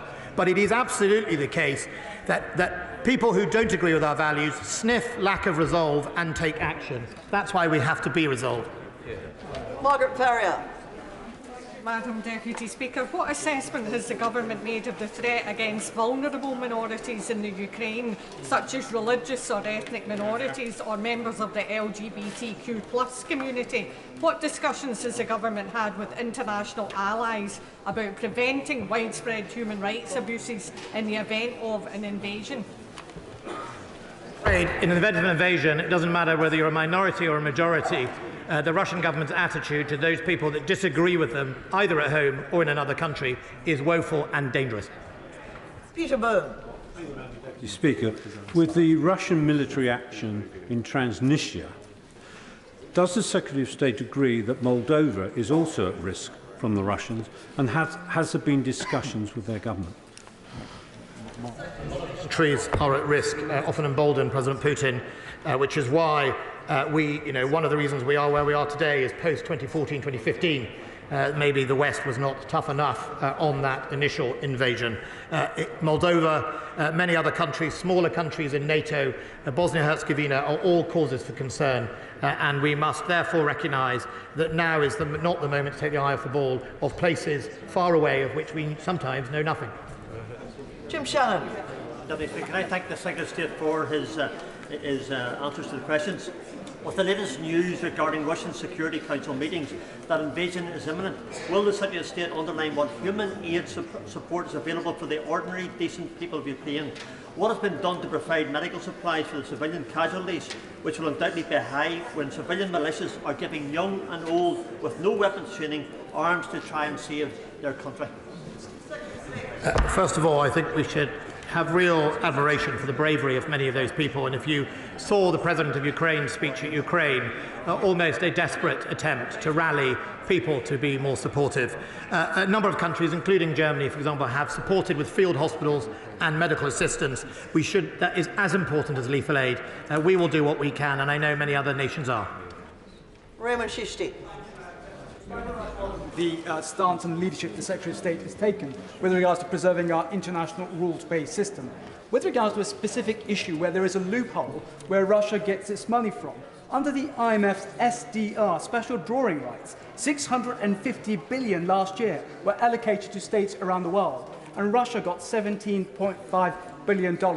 I and my US counterpart, Congressman Hill from Little Rock, wrote to our respective governments asking them to put conditions to IMF SDR allocations. Will the Secretary of State now re-look at that issue so that we can look at all loopholes along with firm sanctions? My honourable friend, the Chief Secretary of the Treasury, is here, will have heard that question. I will be delighted to refer it to the Treasury. Mr. Speaker, Russia's already clearly mounting an absolutely massive disinformation campaign, especially through social media. Does my right honourable friend agree that it's vital that we and our allies communicate very clearly to Russians, Ukrainians and our own domestic audience that our and NATO's actions are very simple? They're about Ukraine's right to self-determination and sovereignty and essential to maintaining peace in Europe. It's absolutely about the right to choose. And don't just take it from me, take it from the President of Finland, who made an outstanding speech in New Year's Day about that right. Jameson. Mr. Speaker, thank you. History's proven that conflict between near-peer or peer adversaries gets very ugly. While I accept that NATO's potential for direct intervention is limited due to Article 5, what planning has been conducted for a possible cross-border refugee and humanitarian catastrophe?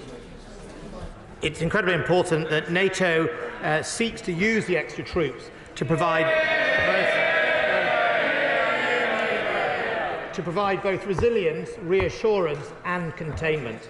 One of the reasons we have up to 400 Royal Marines in Poland is to assist Poland should a catastrophe happen and huge amounts of refugees pour across the border. I would urge the European Commission to make deep plans about what it's going to do with potentially massive migrant flows in a light of scale we have not seen since the Second World War. Before we come to the statement on COVID, I would like to point out that the British Sign Language interpretation of proceedings is available to watch on Parliament Live TV. We now come to the statement. Prime Minister. Mr. Speaker, with permission, I'll make a statement on our strategy for living with COVID.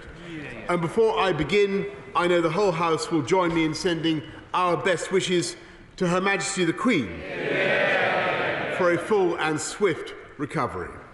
It is a reminder that this virus has not gone away.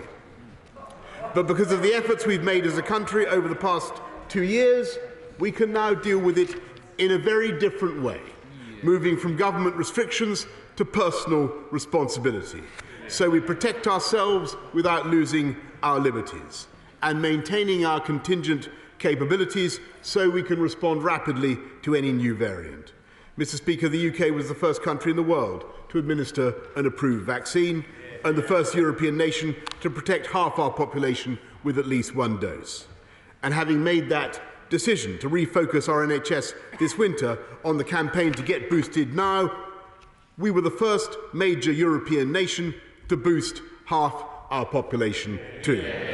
And it's because of the extraordinary success of this vaccination programme that we've been able to lift our restrictions earlier than other comparable countries, opening up last summer while others remained closed, and keeping things open this winter while others shut down again, making us one of the most open economies and societies in Europe, with the fastest growth anywhere in the G7 last year. And while the pandemic is not over, we have now passed the peak of the Omicron wave, with cases falling, hospitalisations in England now fewer than 10,000 and still falling, and the link between infection and severe disease substantially weakened.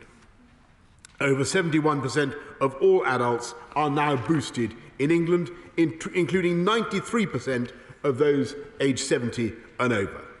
And together with the treatments and scientific understanding of the virus that we've built up, we now have sufficient levels of immunity to complete the transition from protecting people with government interventions to relying on vaccines and treatments as our first line of defence. As we have throughout the past 2 years, we will continue to work closely with the devolved administrations as they decide how to take forward their own plans. And today's strategy shows how we will structure our approach in England around 4 principles. First, we will remove all remaining domestic restrictions in law. From this Thursday, 24th of February, we will end the legal requirement to self-isolate following a positive test. And so we will also end self-isolation support payments, although COVID provisions for statutory sick pay can still be claimed for a further month. We will end routine contact tracing and no longer ask fully vaccinated close contacts and those under 18 to test daily for 7 days. And we will remove the legal requirement for close contacts who are not fully vaccinated to self-isolate.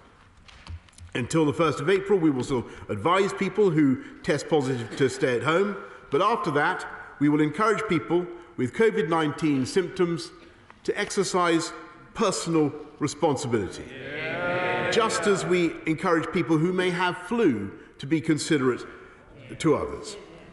Mr. Speaker, it's only because levels of immunity are so high and deaths are now, if anything, below where you would normally expect for this time of year that we can lift these restrictions.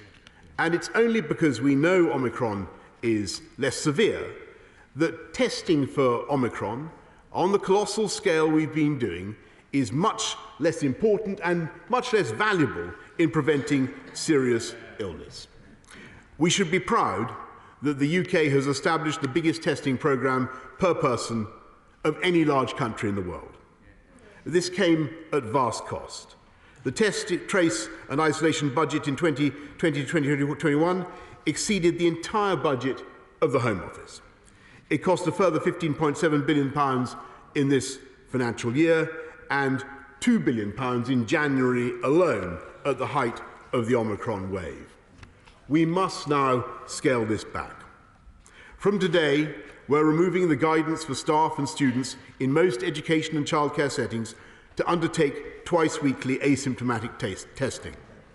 And from the 1st of April, when winter is over and the virus will spread less easily, we will end free symptomatic and asymptomatic testing for the general public. We will continue to provide free symptomatic tests to the oldest age groups and those most vulnerable to COVID. And in line with the practice in many other countries, we're working with retailers to ensure that everyone who wants to can buy a test.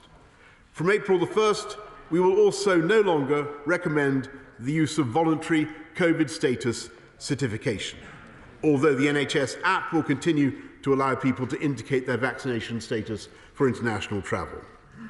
Mr. Speaker, the government will also expire all temporary provisions of the Coronavirus Act. Of the original 40, 20 have already expired and 16 will expire on the 24th of March. And the last 4, relating to innovations in public service, will expire 6 months later after we have made those improvements permanent via other means. Second, we will continue to protect the most vulnerable with targeted vaccines and treatments. The UK government has procured enough doses of vaccine to anticipate a wide range of possible JCVI recommendations. And today, we're taking further action to guard against a possible resurgence of the virus, accepting JCVI advice for a new spring booster offered to those aged 75 and older, to older care home residents, and those over 12 who are immunosuppressed. The UK is also leading the way on antivirals and therapeutics, with our antivirals task force securing a supply of almost 5 million, more per head than any other country in Europe. Third, SAGE advised there is considerable uncertainty about the future path of the pandemic, and there may, of course, be significant resurgences. They are certain there will be new variants, and it is very possible they will be worse than Omicron. So we will maintain our resilience to manage and respond to these risks, including our world-leading ONS survey, which will allow us to continue tracking the virus in granular detail, with regional and age breakdowns helping us to spot surges as and where they happen, and our laboratory networks will help us understand the evolution of the virus and identify any changes in characteristics. We will prepare and maintain our capabilities to ramp up testing. We will continue to support other countries in developing their own surveillance capabilities, because a new variant can emerge anywhere. And we will meet our commitment to donate 100 million vaccine doses by June as part of our agreement at the UK's G7 summit to provide 1 billion doses to vaccinate the world over the next year. In all circumstances, our aim will be to manage and respond to future risks through more routine public health interventions, with pharmaceutical interventions as the first line of defence. Fourth, we will build on the innovation that has defined the best of our response to the pandemic. The Vaccines Task Force will continue to ensure that the UK has access to effective vaccines as they become available, already securing contracts with manufacturers trialling bivalent vaccines which would provide protection against COVID variants. The Therapeutics Task Force will continue to support 7 national priority clinical trial platforms focused on prevention, novel treatments, and treatments for long COVID. We are refreshing our biosecurity strategy to protect the UK against natural zoonosis and accidental laboratory leaks, as well as the potential for biological threats emanating from state and non-state actors. And building on the 5-point plan I set out at the UN and the agreements reached at the UK's G7 last year, we are working with our international partners on future pandemic preparedness, including through a new pandemic treaty, an effective early warning system or global pandemic radar, and a mission to make safe and effective diagnostics, therapeutics and vaccines available within the first 100 days of a future pandemic threat being identified. And we will be hosting a global pandemic preparedness summit next month. Mr. Speaker, COVID will not suddenly disappear. So those who would wait for a total end to this war before lifting the remaining regulations would be restricting the liberties of the British people for a long time to come. This government does not believe that that is right or necessary. Restrictions pose a heavy toll on our economy, our society, our mental well-being, and on the life chances of our children. And we do not need to pay that cost any longer. We have a population that is protected by the biggest vaccination programme in our history. We have the antivirals, the treatments, and the scientific understanding of this virus. And we have the capabilities to respond rapidly to any resurgence or new variant. And, Mr. Speaker, it is time that we got our confidence back. We don't need laws to compel people to be considerate to others. We can rely on that sense of responsibility towards one another. providing practical advice in the knowledge that people will follow it to avoid infecting loved ones and others. So let us learn to live with this virus and continue protecting ourselves and others without restricting our freedoms. And in that spirit, Mr. Speaker, I commend this statement to the House. Can I just... Mr. Sherman, please. Can I just say, I understand the statement was important and the Prime Minister did run over, so I'm more than happy for the opposition leaders to also run over. Keir Starmer. Yeah. Thank you, Mr. Speaker. Can I start by sending my condolences to the family of Christopher Stalford? Christopher was a dedicated servant of the people of South Belfast, and his loss will be deeply felt. I'd also like to send our best wishes to Her Majesty the Queen, and as the Prime Minister said, the whole House wishes her a speedy recovery. Yeah. Can I thank the Prime Minister for an advance copy of his statement and for the briefing earlier this afternoon. Mr. Speaker, huge efforts have been made over the last 2 years, and we would not be where we are today without the heroism of our NHS and key workers, those who pioneered and rolled out the vaccines, and the sacrifices that people made every day to follow the rules and protect our public health. We must honour the collective sacrifices of the British people and do everything possible to prevent a return to the loss and lockdowns we've seen over the last 2 years. The Prime Minister promised to present a plan for living with COVID.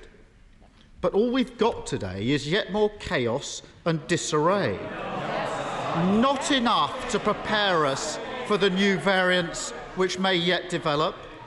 An approach which seems to think that living with COVID means simply ignoring it. This morning he couldn't even persuade his own Health Secretary to agree the plan. So what confidence can the public have that this is the right approach? Mr. Speaker, let me be clear. The Labour Party does not want to see restrictions in place for a moment longer than necessary. But, Mr. Speaker, we have to take the public with us, and that requires clarity. Order. If you can't show the respect that I expect the Prime Minister to be heard inside, I expect the Leader of the Opposition. If you don't wish to be in here, there's plenty of room outside this chamber. I suggest you start using it, and I'll be helping you on your way. So let's have silence. Keir Starmer. Mr. Speaker, we have to take the public with us, and that requires clarity about why decisions are being made. So will the Prime Minister publish the scientific evidence behind his decision to remove the legal requirement to self-isolate, including the impact on the clinically extremely vulnerable, for whom lockdown has never ended? Having come this far, I know the British people will continue to act responsibly, and they will do the right thing, testing and then isolating if positive. What I can't understand is why the Prime Minister is taking away the tools that will help them to do that. Free tests can't continue forever, but if you're 2-1 up with 10 minutes to go, you don't sub off one of your best defenders. The Prime Minister is also removing self-isolation support payments that allow many people to isolate and weakening sick pay. These are decisions which will hit the lowest paid and the most insecure workers the hardest, including care workers who got us through the toughest parts of the pandemic. It's all very well advising workers to self-isolate, but that won't work unless all workers have the security of knowing that they can afford to do so. The Prime Minister mentioned surveillance and the ONS infection survey. This is crucial to ensuring that we can ramp up testing and vaccination if the virus returns. So can the Prime Minister confirm that he has put the funding in place to ensure that the ONS infection survey will not see reduced capacity and that it will be able to track the virus with the same degree of detail as it can today? We can't turn off Britain's radar before the war is won. Ignorance is bliss is not a responsible approach to a deadly virus. It actually risks undoing all the hard-won progress the British people have achieved over the last 2 years. Mr. Speaker, the Labour Party has published a comprehensive plan for living well with COVID. Our plan would see us learn the lessons of the past 2 years and prepared for new variants. His approach will leave us vulnerable. Where's the plan to secure the UK's supply of testing? Why are schools still not properly ventilated? As a nation, there is no doubt we need to move on from COVID. People need to know their liberties are returning and returning for good. But this is a half-baked announcement from a government paralysed by chaos and incompetence. It is not a plan to live well with COVID. Thank you. Prime Minister. Mr. Speaker, I really thought this was going to be the moment when he would end his run of making the wrong call on every single one of the big decisions. But, Mr. Speaker, time and time again, he's had the chance to back the government on the big decisions, and I'm afraid that he's got it wrong. And just turning to some of the points that he's made, the evidence for what we're doing today is amply there in the scientific evidence, in the figures for the rates of infections that I've outlined today, and in all the data that is freely available to members of the House. And they can see what's happening with infection rates, with mortality, with what Omicron is doing across the country, Mr. Speaker. He asks about the clinically extremely vulnerable, and that's, of course, an entirely reasonable question. But what we are going to do is make sure that they continue to be protected with priority access to therapeutics and, of course, to vaccines as well. He asks about testing, Mr. Speaker, which is absolutely satirical, because week after week, month after month, I've listened to the Labour Party, Mr. Speaker, complaining about NHS testing, denouncing the cost.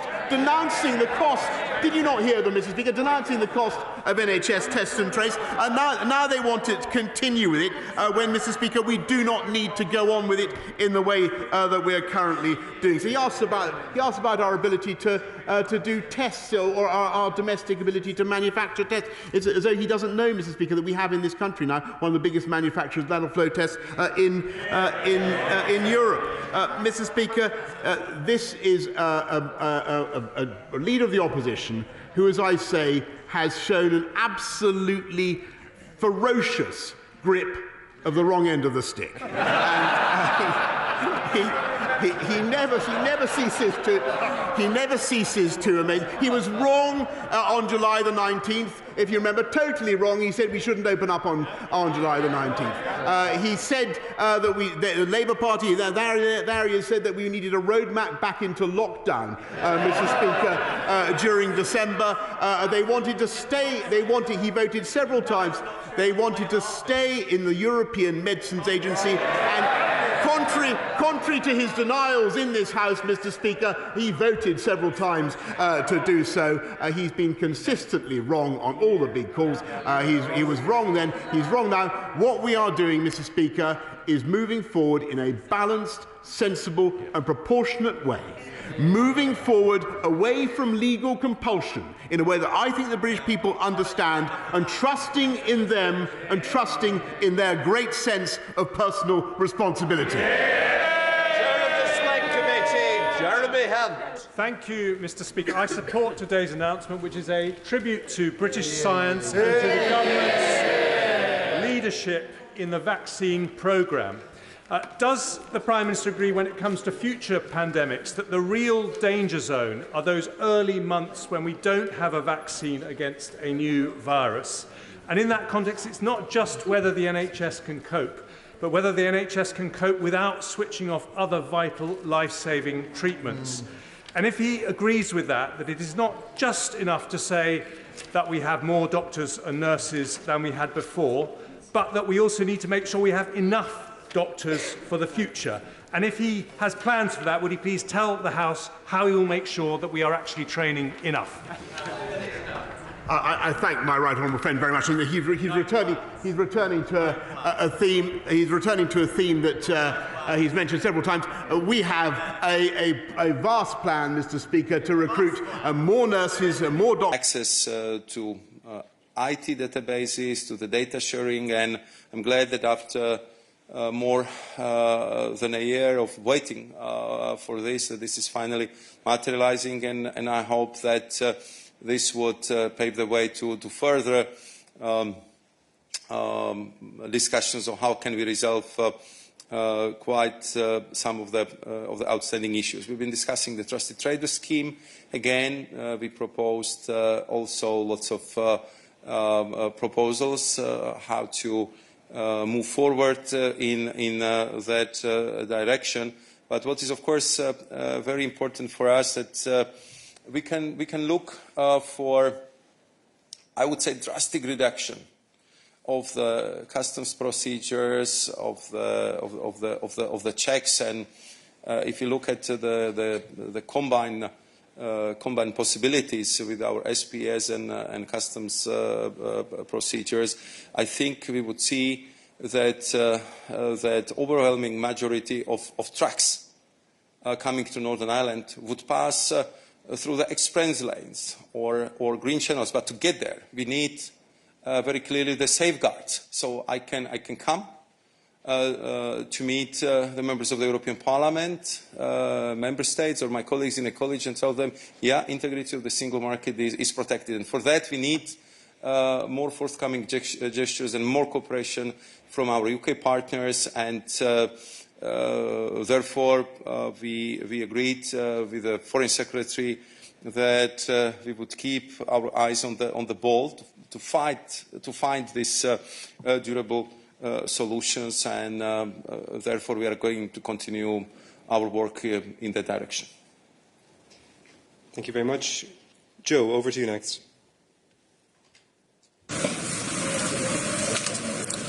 Thank you, Dan. Sorry if my sound's not great. I'm in an office. Mr. Šefčovič, on the protocol, there seems to be some hold-up, and some people and your critics would say that you're kind of arguing over really petty issues like the strategic risk of olive oil. Why is there blockages when the EU and UK are working so well together on much bigger issues such as the Ukraine-Russia crisis? Is it the EU holding up progress on Northern Ireland, or is the UK? Could you kind of set that out categorically, please, of why we haven't had a solution now? I think it's after 8 months of talks. And then just a quick one. Do you and Liz Truss still have a positive relationship, or has that broken down over time since she first became your interlocutor? Thank you. I think that with the Foreign Secretary, with Liz Truss, we indeed have a positive relationship. I think that we are meeting quite often. I very much appreciate her personal involvement and investment into these discussions, because I know that she, as a Foreign Secretary in this very complicated global situation, that she is prioritizing this issue, that we are in very frequent phone calls, VTCs, and also personal meetings. So my relationship with Liz Truss is excellent, and I believe that also thanks to that we'll be able to work on the outstanding issues. And I think that if we can work on such a complex challenges like the situation on the eastern Ukrainian border, and we see how beneficial, how useful it is for UK, for the EU, it just shows that indeed we are natural partners. We are strategic allies, and of course we shouldn't forget that we are major commercial and trade partners, and therefore if it comes to putting in place and to implementing the protocol on Ireland and Northern Ireland, I think what is of course very important for us is that we stick to the agreements which we've been working on for 4 years, which we negotiated together, which we signed up to and which has been ratified by both parliaments. That's very important to stay within the legal framework which we agreed together not so long ago.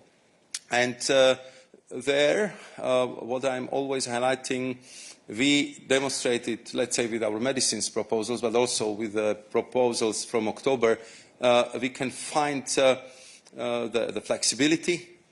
We can be very constructive, very creative to find the solutions. And I think that we extended our hand in a quite clear way. And of course, what we would very much welcome that if you would have the reciprocal forthcoming attitude like that from the UK.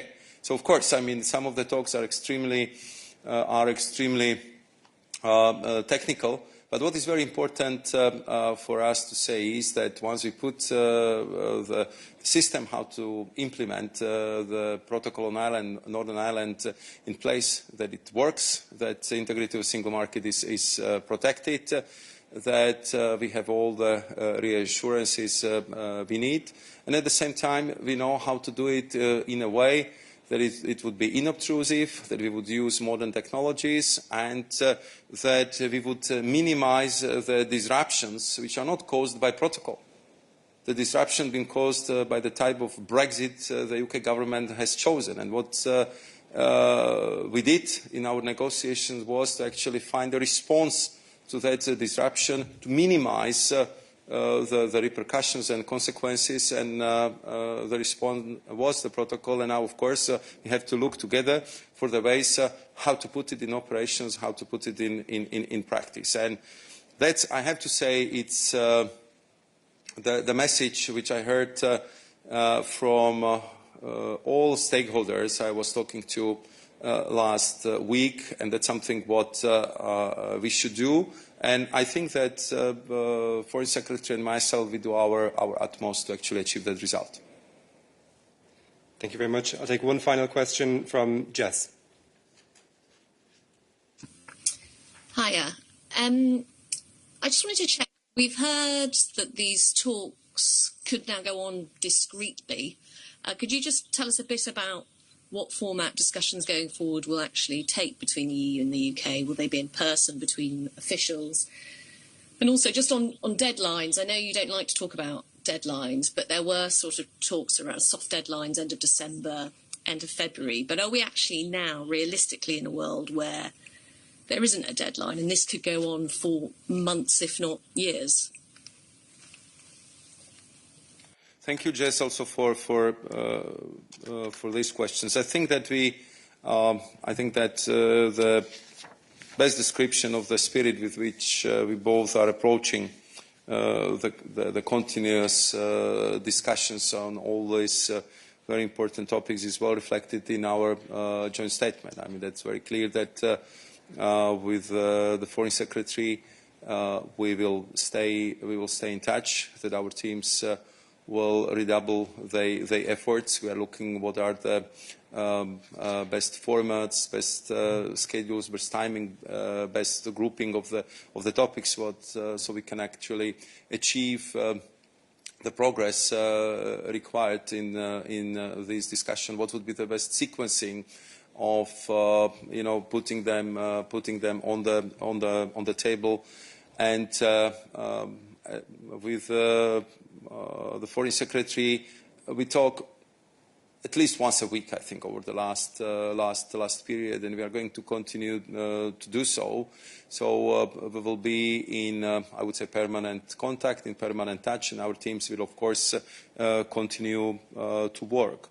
If it comes to deadlines, I think you know our position quite well, so we are not in the business in setting artificial deadlines. I mean, what we said was that we are ready to continue the talks until we see that they are conducive, they're productive, they could lead to the results, and this is our clear perception of the talks we have right now. They are pretty intense, as I said. I mean, we had more than 100 10 meetings over the last few months. But of course, these are not easy solution to resolve, and therefore I think our best solution to the challenge is that we would continue to work. We would focus on what is really important for the people in Northern Ireland, that we would focus on those practical issues which they are highlighting in our discussions with them, and these are customs, these are SPS formalities. This is the way how we can involve the Northern Ireland stakeholders better in the dealing of the protocol, and I think that the problems of medicine we have solved. I mean, we hear only positive reactions from operators, from business representatives, or also from the different representatives of Northern Ireland. And I think that was a clear example what we can do together, and I hope that we will find the constructive approach and good solution also for other outstanding issues. Thank you very much, Vice President. This now concludes our press conference. Stay tuned for the technical briefing that will begin in a couple of minutes. Thank you very much and have a nice evening. Thank you. Bye-bye.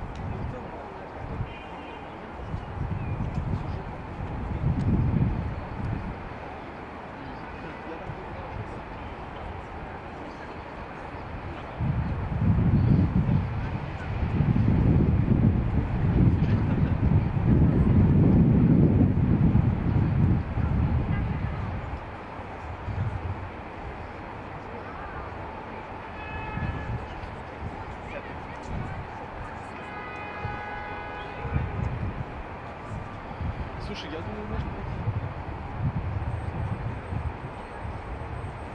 Я бы просто сходил на телефон. Да? Может быть,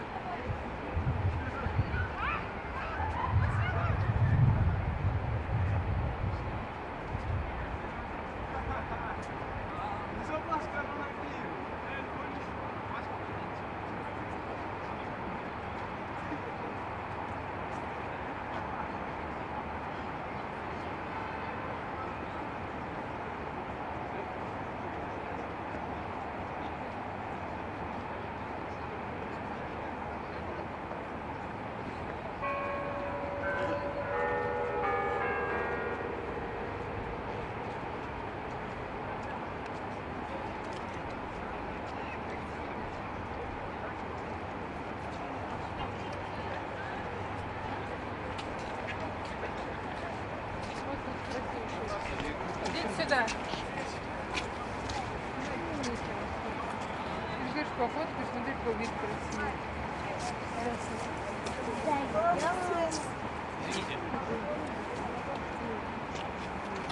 Извините, а можете? Алло, Дим, здорово. Слушай, у меня это чуть нехило так объективно налило воды, я думаю, может быть, ты видишь? Просто, ну, типа, выглядит в целом, ну,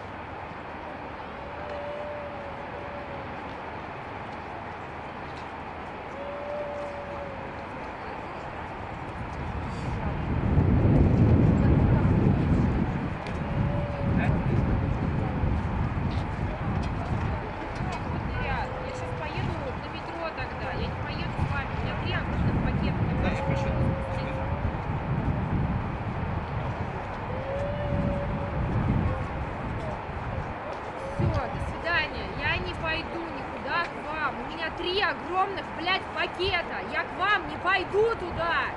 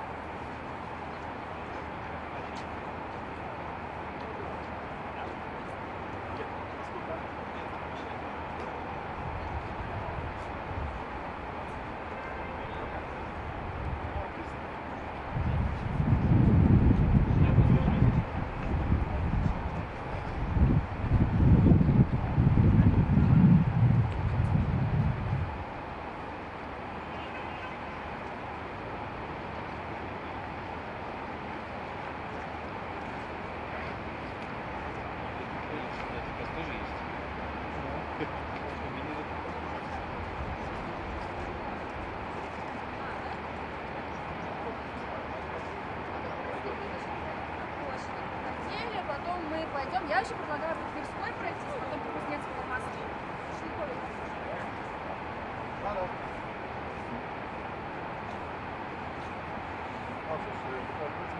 Też mi nie gotuje na pytanie, o której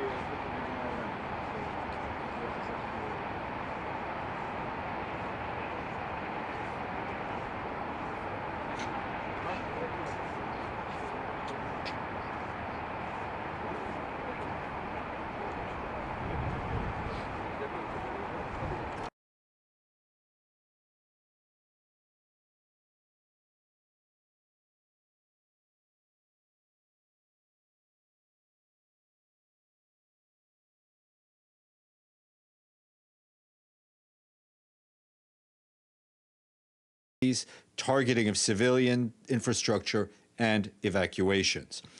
We underline our call for an immediate cessation of hostilities, maximum restraint, and for all parties to avoid any action and statements that would escalate tensions further.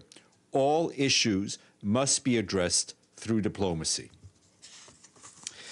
Later today, the Secretary General will travel to the Democratic Republic of the Congo to begin a 3-day visit, during which he will attend the 10th summit of the Regional Oversight Mechanisms of the Peace, Security, and Cooperation Framework for the Democratic Republic of the Congo in the region. Tomorrow morning, he will begin his visits in eastern provinces of Ituri and North Kivu to express his solidarity with people who continue to be impacted by violence and instability. He will meet people displaced by conflicts as well as local authorities. We will share detailed updates with you as the trip evolves. And I want to flag for you a very important statement made by the High Commissioner for Refugees today, Filippo Grandi. And he said, in which he expresses deep concern by the increasing number of incidents of violence and serious human rights violations against refugees and migrants at various European borders, several of which have resulted in tragic loss of life. Mr. Grandi noted that violence, ill treatment, and pushbacks continue to be regularly reported at multiple entry points at land and sea borders within and beyond the European Union, despite repeated calls by UN agencies, intergovernmental organizations, and NGOs to end such practices. Mr. Grandi notes that with few exceptions, European states have failed to investigate such reports despite mounting and credible evidence. He pointed out that people fleeing war and persecution have few available options. Mr. Grandi stressed that walls and fences are unlikely to serve as a meaningful deterrent and that they will just contribute to greater suffering of individuals in need of international protection, particularly women and children, and prompt them to consider different, often more dangerous routes and likely risk lives further. A quick update from our UN country team in Iran and on COVID. Led by the resident coordinator, Stefan Preisner, they continue to support the government's response to the health, humanitarian, and socioeconomic needs from the COVID-19 crisis. The country team contributes to boosting the overall health system, disease surveillance and outbreak response, and vaccine cold chains. In January, WHO provided 6 sets of advanced genomic sequencing equipment to 3 diagnostic centers in Iran. The UN team is also providing increased social protection services for those most vulnerable, delivering job creation, skills training, and education opportunities. The initiatives contributed to the creation of over 3,000 jobs and provided support to livelihoods to 4,500 households, with most recipients being women. As of February, 65% of the population in Iran had been fully vaccinated, with the national program now providing boosters to all people 18 years or older. To date, the UN facilitated delivery of almost 14 million COVID-19 vaccines through COVAX, was partly paid for by the Iranian government and partly also from Japan, Germany, and Italy. And today, in case you had forgotten, is International Mother Language Day. The theme this year is using technology for multilingual learning, challenges and opportunities. It raises the potential role of technology to advance multilingual education and support the development of quality teaching and learning for all. UNESCO warns that linguistics diversity is increasingly threatened as more and more languages disappear. According to UNESCO, globally, 40% of the population does not have access to an education in a language they speak or understand. And our thanks today go to our friends in Moldova and Bhutan. Both of them paid their dues in full, taking us to 60 on the fully paid good list. And just a note, a housekeeping note, some of you there are ongoing technical issues. We don't have our friends online, and that's because during a planned shutdown of electricity in our headquarters campus on Saturday for electrical testing and maintenance, an issue arose that resulted in unplanned power shutdown of the Information and Communication Technology Data Center at UNHQ. As a result, UN websites, including UN.org, and a number of departments, including some member states' missions, were not functioning, as well as some local headquarters applications, databases, and IT services. The UN.org page was restored this morning and available online. The work to restore other services is ongoing. A lot of calls about this, speculation of some malfeasance, external malfeasance, but I can tell you this is what we would call in football an own goal. But I know our colleagues in technical services are trying to fix things as quickly as possible. Ms. Lederer, let's use your mother tongue and speak English. Thank you, Steph. And well, let's hope that comes back soon so our colleagues can also ask some questions. I assume you might get some texts. On the Secretary General and Ukraine, the Secretary General has offered his good offices. Has anybody responded and asked him to use his good offices? The Secretary General continues to be in contact, and his staff continue to be in contact with various parties, but there is no good offices mission that I can share with you. Okay, and a second question on Mali. The military government announced today that they were going to rule for up to 5 years. Does the Secretary General have any reaction? Well, to reiterate what we've said about Mali and other places where there have been coups, we would like to see a transition as quickly as possible and in time frame that would be that would see the restoration of democratic rule quickly. Yes, sir.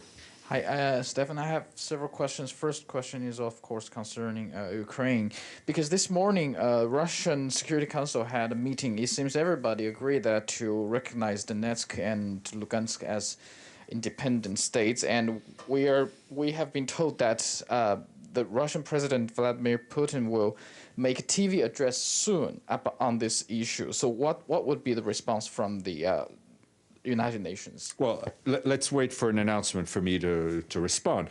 What I can tell you and reiterate our position, which that the United Nations fully supports the independence, sovereignty, and territorial integrity of Ukraine within its internationally recognized borders, as stated very clearly in relevant General Assembly resolutions. And again, we would encourage everyone involved to refrain from any unilateral decision or unilateral action that could undermine the territorial integrity of Ukraine, and the implementation of the Minsk agreements, I think, is endorsed by the Security Council, and with regards to the status of Donetsk and Luhansk. And the second question is about the abducted UN staff in Yemen, because we know a week ago, like there were five staff kidnapped in Yemen. What's the latest situation? Because we have some report from the local news agency said that the local tribal leaders tried to mediate, and it got failed. So I mean, the only update to tell you is that our 5 colleagues who were kidnapped continue to be held, and we're working as hard as we can